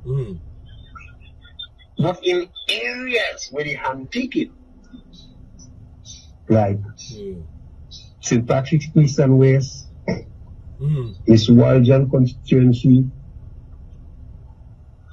Emlyn Pierre constituency, like 4, Michelle constituency, like 5, and Clarice Moran constituency, like 6. What would Boeing St. George South? This lady handpicking. But here what happened? We have there is 6 constituency where they don't handpicking. And there is 6 constituency where you handpicking. That is 12. Yeah. The 3 uncertain constituency is Boeing, the South, and the North. The leadership in those constituency is favoring Kit, Boeing, the South. But the intelligence coming out there, there is a strong possibility we can get 40% 30% in those three Oh, constituencies. that's good. That giving you the You numbers I understand? need, yeah, yeah. So that shows, yes, because let's look at St. Patrick's East. Mm. St. Patrick's East have only 6 polling stations, right? Mm. And we almost certain we could get, it's 2% polling station. Mm-hmm. We almost certain we will get 3.5.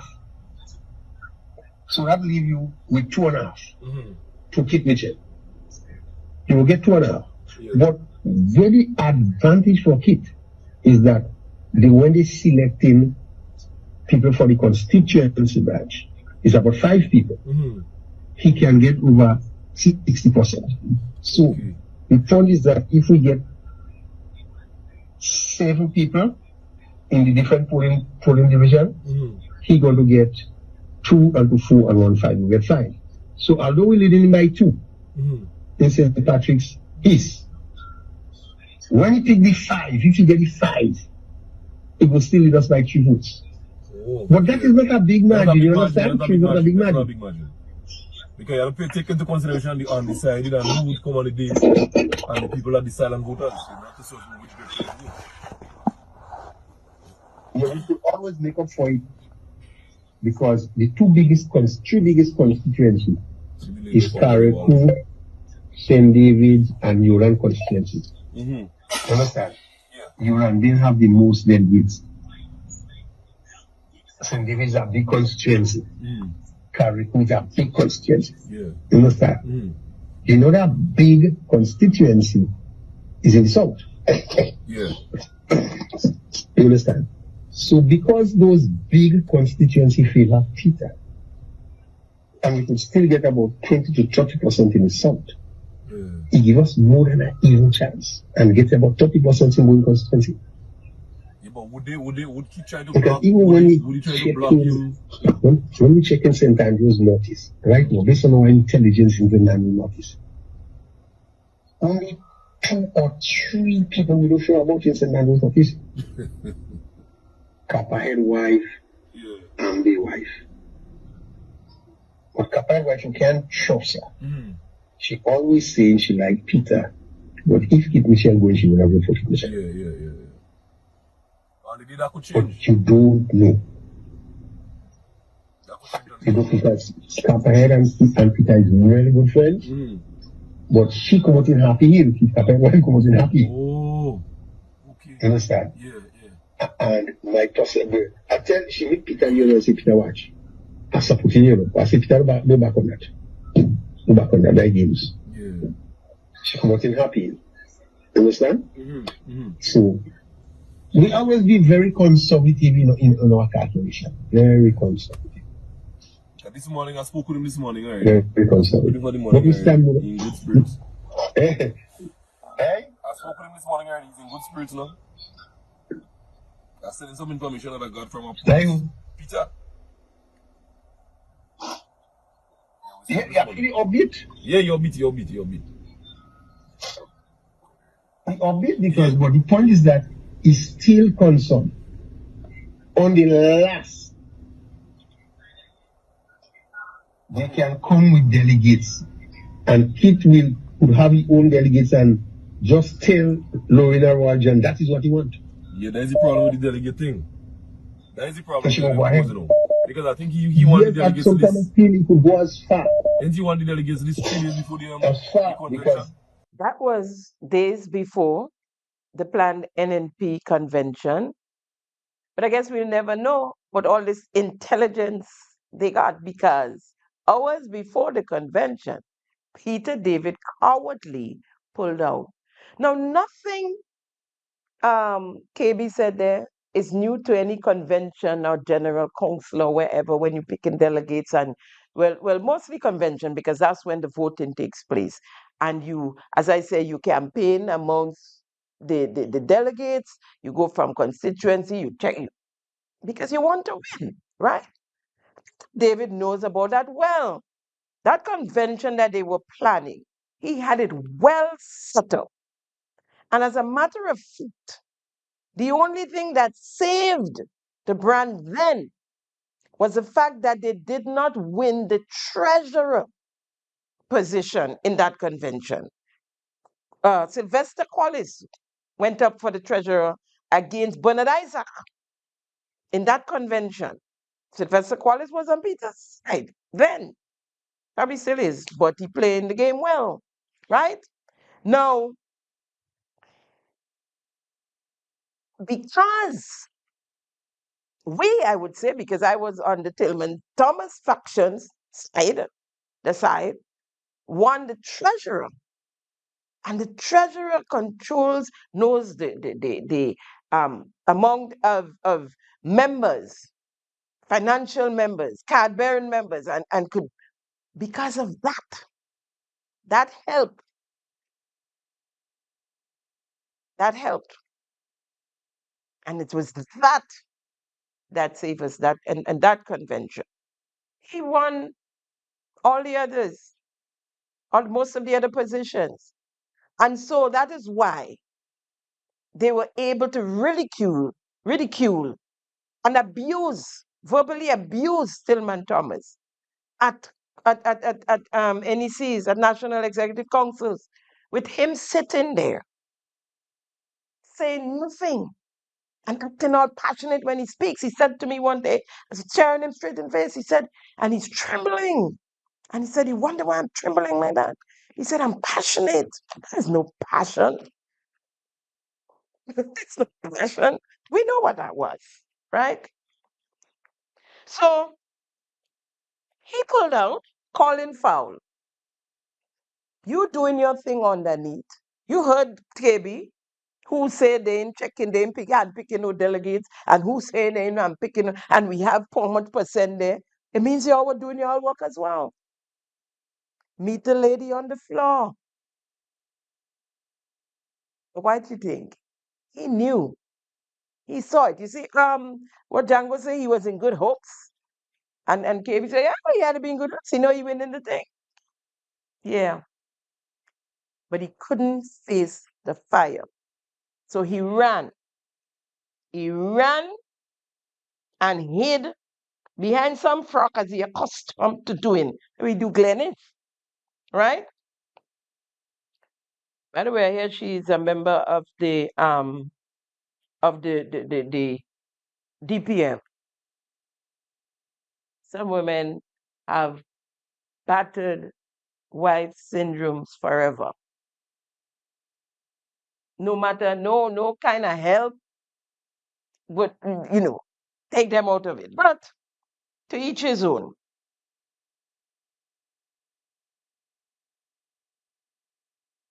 But I believe Mr. David did his intelligence. Forget KB and his ranting. He realized that Honorable Emin Pei would have beaten him handsomely. And so he pulled away. As I said, he cried foul. And this is what he had to say. That I address you on matters of politics, especially given what transpired in the old year. When I joined the NMP a decade or so ago, I did so with a deep belief in the party's ideals of progress, inclusivity, and democracy. I dedicated myself fully to its mission and significantly contributed to its victories in 2 successive elections. I had faith that the NMP was an organization committed to empowering its members and fostering an environment where ambition and freedom of ideas could thrive based on democratic principles, merit, and the collective good. However, over the last year, my experience within the party has starkly contradicted these values. The actions of the party leadership, including the public personal attacks, the spreading of falsehoods, and the deliberate attempt to undermine my integrity and that of several of our long-standing dedicated members, have left me disillusioned within this organization. Despite numerous provocations, I chose to remain focused on the work we were elected to do and the people we were meant to serve. I ran my campaign for leadership openly, transparently, and respectfully adhering to the rules, even when they were unfairly used against me. I hope the process would be fair, democratic, and inclusive, and I always made it clear that I would support whoever emerged from such a contest. Unfortunately, as the convention approached, the leadership resorted to personal attacks, branding me as a poison and a cancer in the party that they needed to be rid of simply because I aspired to lead, to be a part. Against this background, today, Monday, January 20th, 2025, I submitted my resignation from the New National Party. I did so after deep reflection and consulting with my constituents. So if you thought the NNP was that train to take you where you want to go, to the top, if you thought so highly of the NNP and their process and what they were doing, why were you struggling to or wrestling with Tillman Thomas to become leader of the NDC? Which one? Which one do you really want to be the leader of? But I've heard that silent sobbing before. When Peter David and his faction was expelled and thrown out of the NDC, and he subsequently joined the NNP. This is what he had to say. On Monday morning, I tendered my resignation as the Minister of Tourism, Culture, Civil Aviation, and as a member of the Cabinet. I was pushed into having to take this decision after discussions with members of the government. I believe that recent developments and comments have sought to bring our party and government into disrepute. Many people have seen the online video where incendiary and unbecoming comments, almost bordering on slander, were leveled against me and other cabinet colleagues. It is well known that in recent times and over the last several months and maybe years, we have had heated debate among our colleagues about the policy directions of this government and the need to act with more urgency to help the people of Grenada. I have been put at the front and center of this debate, which in some instances has been willfully misconstrued for what it is not. Through it all, I have held my counsel, opting instead to seek the change in a responsible way through caucuses with colleagues and making presentations to the government and the party. The record is there to show that in spite of repeated provocations and well-orchestrated smear campaign against my name, until now, I have said nothing publicly on the issues at hand. However, within the last week, the situation has become untenable with the publication of comments by the minister that was made in the presence of the Prime Minister and Minister of Finance, Minister Book, made by the Minister of Information, Honorable Glenn Noel. Given their presence and their subsequent stance when the issue was brought up, it is now clearer that the comments were made with their approval. The state of affairs made my continuation as a member of the cabinet untenable. It is clear that this entire matter is becoming too much of a distraction, and this gathering cloud of uncertainty is hampering the economic and social development of this country. I have had to choose a path that is best for the country, given all that is before us. It could have been easy for me to stay in my relative comfort and let this all blow away. But too much is at stake. This country needs to be put on a path of economic revival and can do without any of the drama of these last several months. Grenada needs to exhale. Grenada needs to get back on its feet again. My withdrawal, therefore, affords the Prime Minister the opportunity to mold a cabinet with members he feels he can trust, or who will only tell him the things he approves.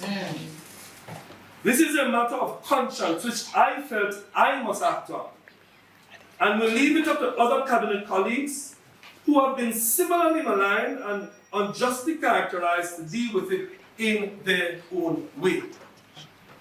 My position in the party as General Secretary will be up for review at the next executive meeting, since I intend to bring this issue up for study at the party level.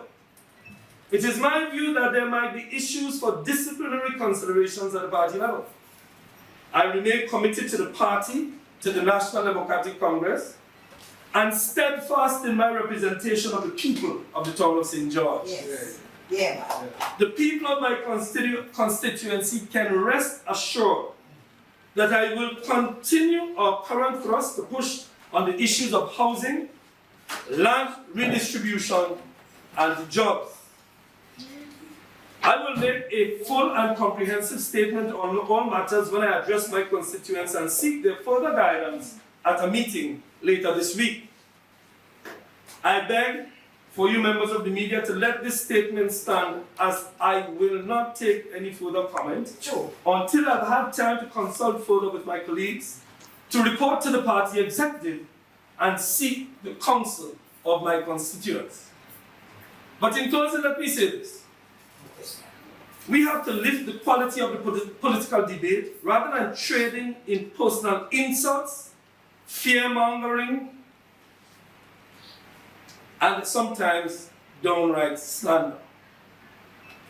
Those commodities have never... Now, a few things jumped out at me there. Willfully misconstrued, right? Him being looked at as the leader of whatever was happening. He said that was willfully misconstrued.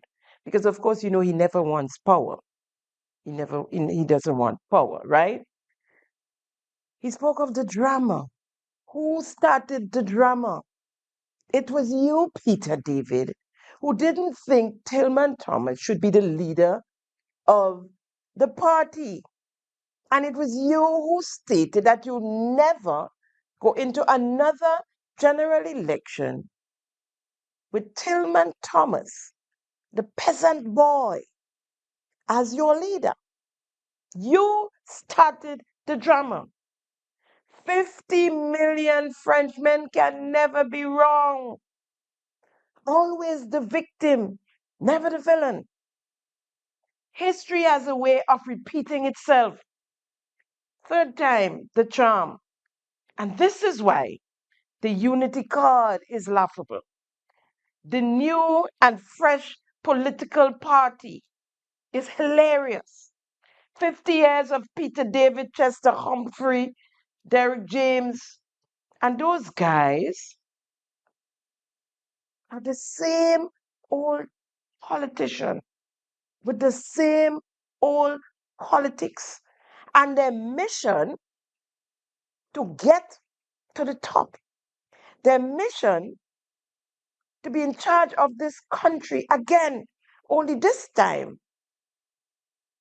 they're trying by the ballot and not the guns. The NJM, PRA, PRG, RMC, out of greed and for want of power, they tried forcing Maurice Bishop into joint leadership. Maurice Bishop and the leader of the RMC, Bernard Coad. When Maurice Bishop resisted, they placed him under house arrest. The people freed him on October 19th, 1983.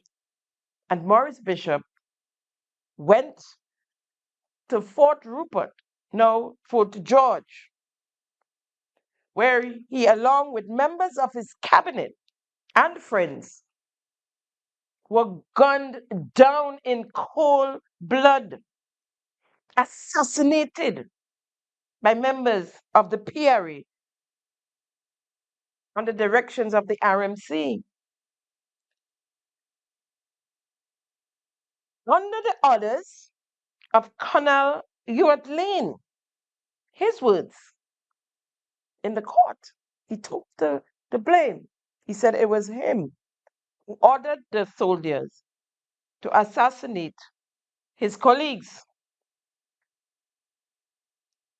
The revolution toppled mere days after, on the 25th of October, 1983, when the Americans rescued, invaded Grenada. Most of those revolutionaries fled to imperialist countries. Some migrated and never returned. Others that furthered their education returned in the late 90s and joined the NDC. They destroyed the NDC with infighting for power. You know what's funny? If you ask the question, or you speak of the question of power around them, you would hear, Peter don't like power, Peter don't want no power. But he's always in a power struggle. Always in a power struggle. So who's the political leader of DPM? Again. And when was the DPN convention held? Did I miss it? How he became leader?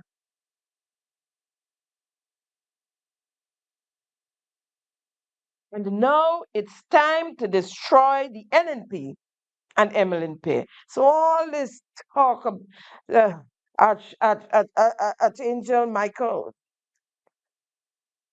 is fake. It's icing on cardboard. The real Peter David is underneath like a woodance, hoping to destroy MLNP for becoming the leader of NNP and the NNP on a whole, because he did not get what he wanted. These guys are always about destroying. After Tillman Thomas took them into the NDC against the wishes of party stalwarts, founding members, executive members, and supporters, and took them in, both in 2003 and 2008 general election. Peter David and his boys worked underneath to try to make sure that Tillman Thomas doesn't win his seat. He disappointed them both times.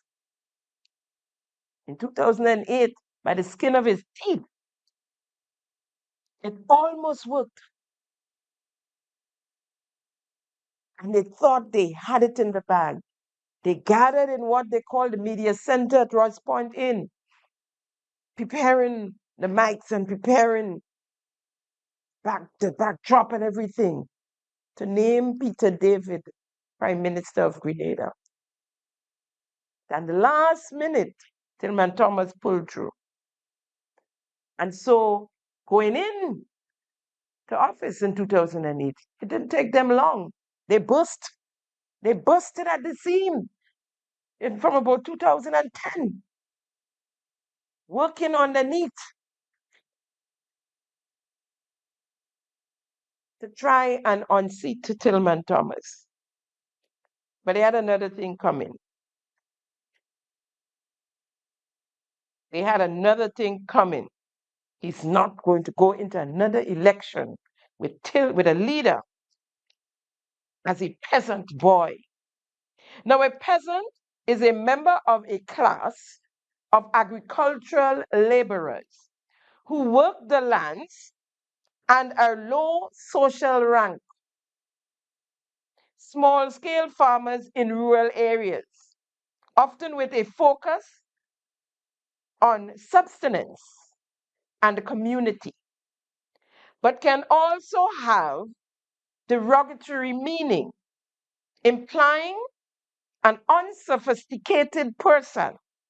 Today, same Peter David, who referenced Tillman as a peasant boy, is looking in the same rural area that Tillman came from.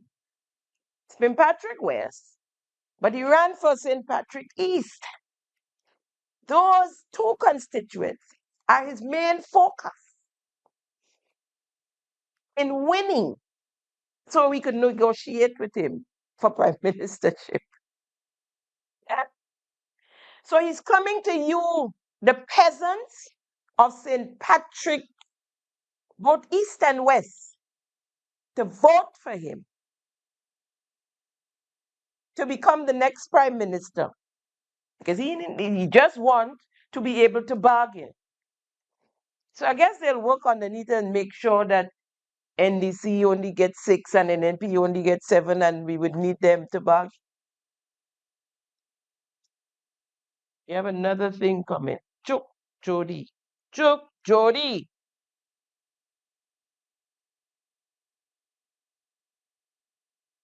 Peter David and his friends are about destroying. They are about breaking down, not building up. The facade about unity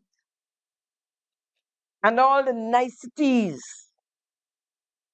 No tribalism.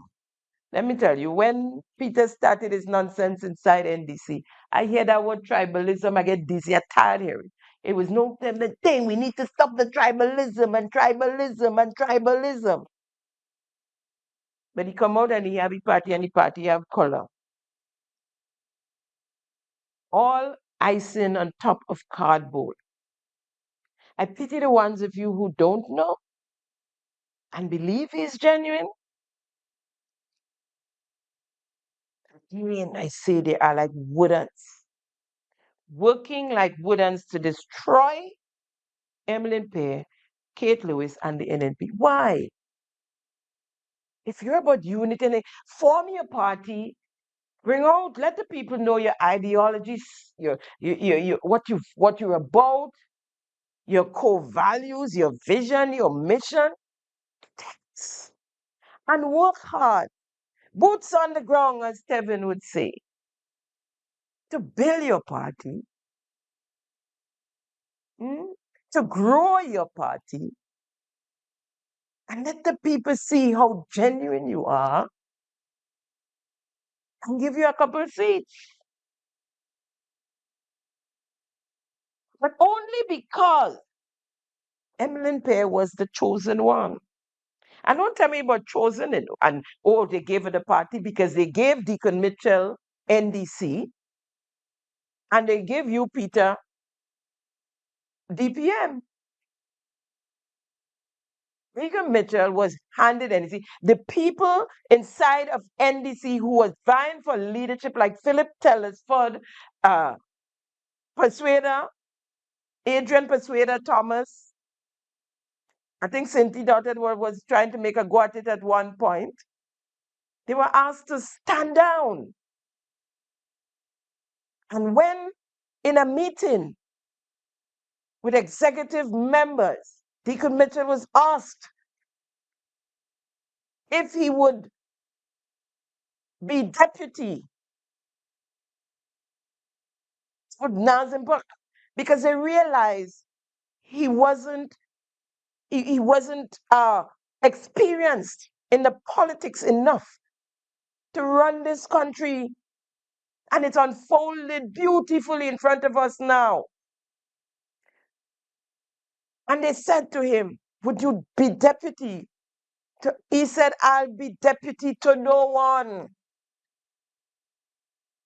And so they just had to give it to him. That's after they stabbed my good friend in his back, and they were quoting him to be leader. Folks, these guys are no good. Emmeline Pear, she went up on a pause, and the delegates gladly received her as their political leader. 20 years in frontline politics, holds a master's in leadership. Doesn't have to walk around and bounce around and grin and look around like he's looking for a place to lay eggs to be a leader. Each one have their own way. Each one has their own way. Peter was not man enough to go up against her and prove his strength at the convention. His strength is always pretending on the surface to be the good one, but working behind the scenes to destroy, spewing lies and spending monies to convince persons that he is the innocent one and that the world is against him. Nothing wrong if your aspirations are to become political leader of a party and ultimately Prime Minister of Grenada. But do it the right way. Do it genuinely. Put in the work and take your time. Not now, because time run out on you. But back then, if only you had waited and let the thing take its course, you would have become leader of NDC and ultimately Prime Minister of Grenada. I could put my neck on a block to say that. It would have happened. It would have happened. You were the blue-eyed boy. The masses loved you. Tillman Thomas said he was going to do 2 terms.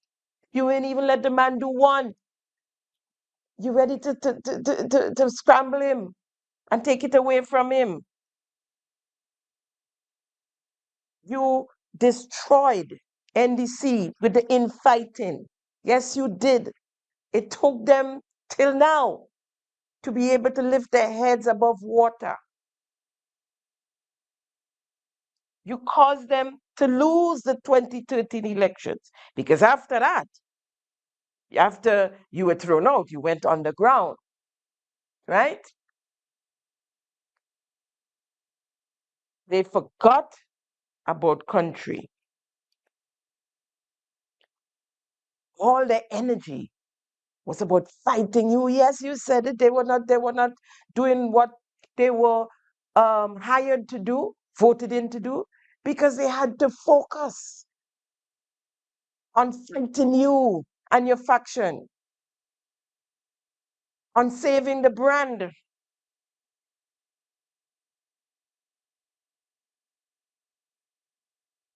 Sure enough, after the 2013 elections, when he lost, Tillman Thomas stepped down as leader.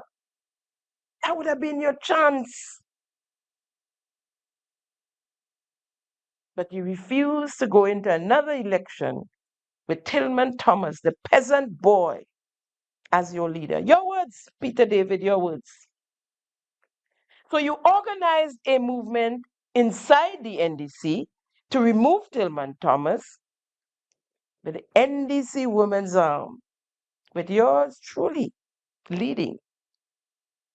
Led the charge, supporting Tillman Thomas, defending the NDC brand that Deacon Mitchell and his nation builders have taken over and has now destroyed, turning it into a cesspit of corruption, a corruption nest,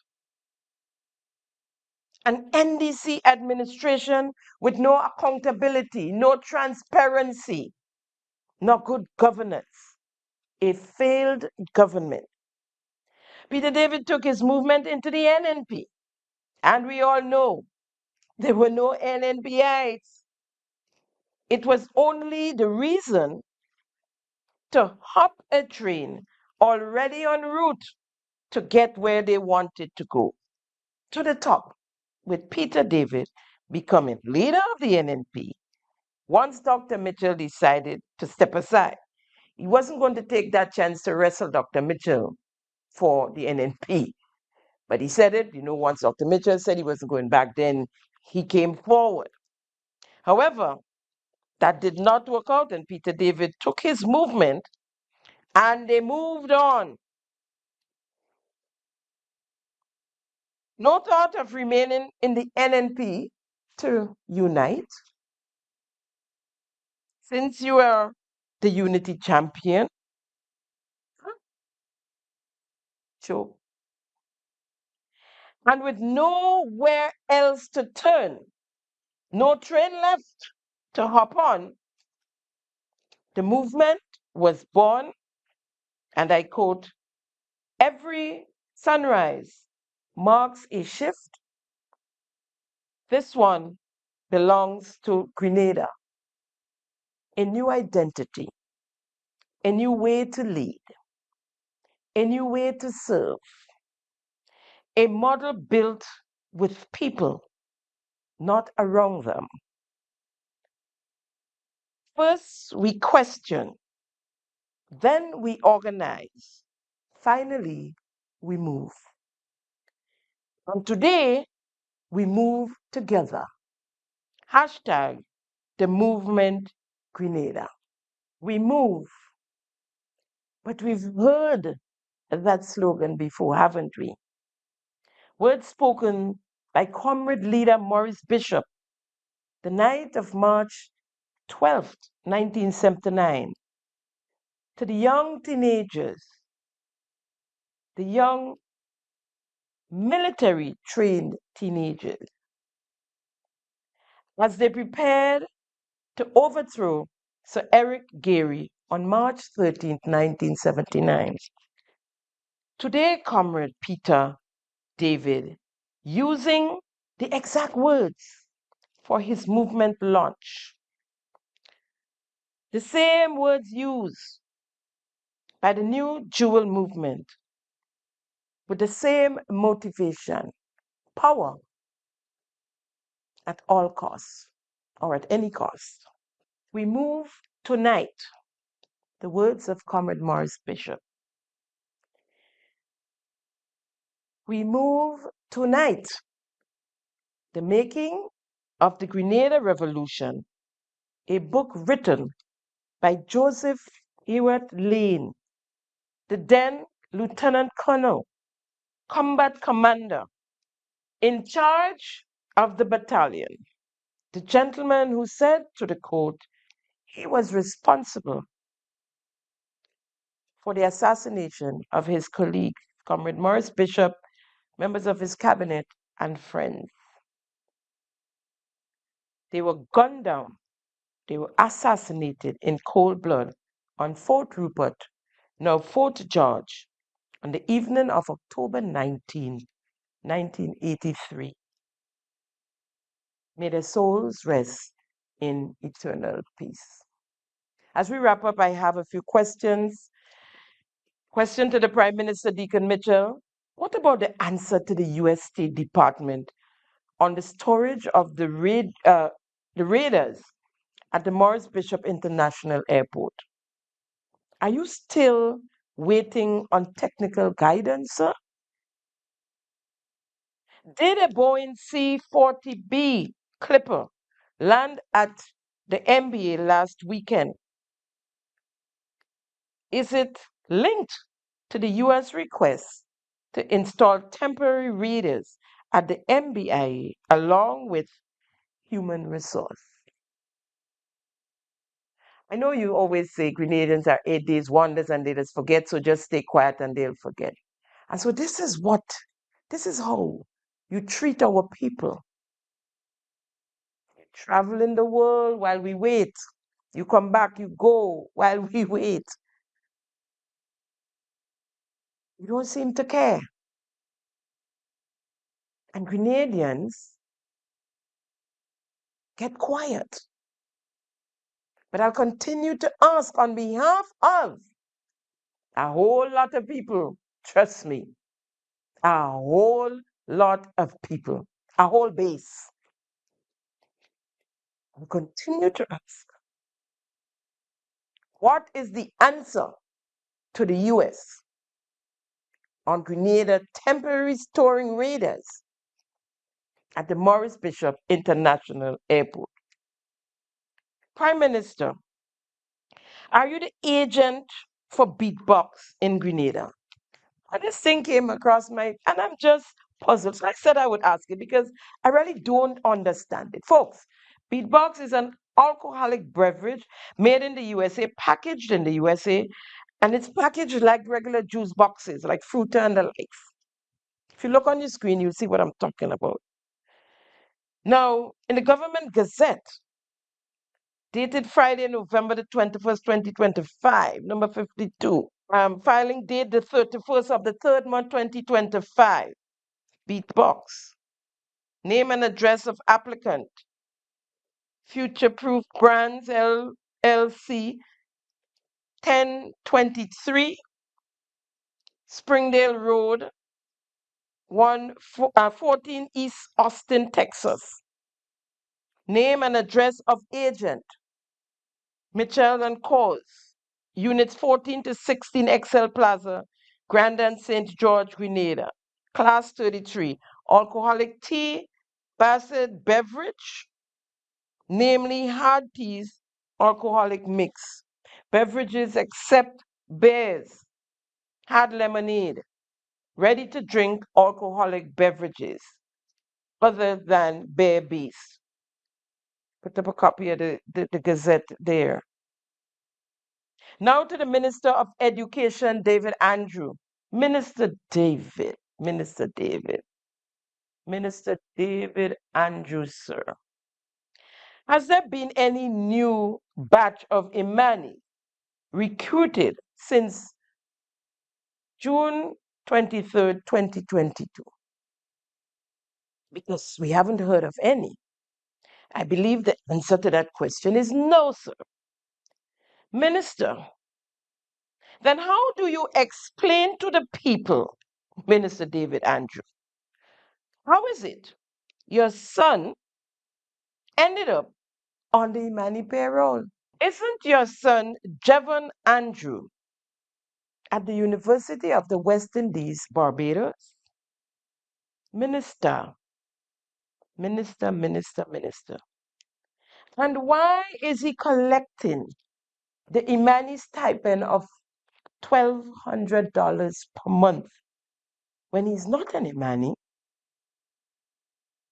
So, Minister, while you kicking young people off the program, you've added your son. You know, Minister, I thought you were one of the good ones left in that cabinet. I mean, I know of the arrogance, you know, it's there to see the arrogance.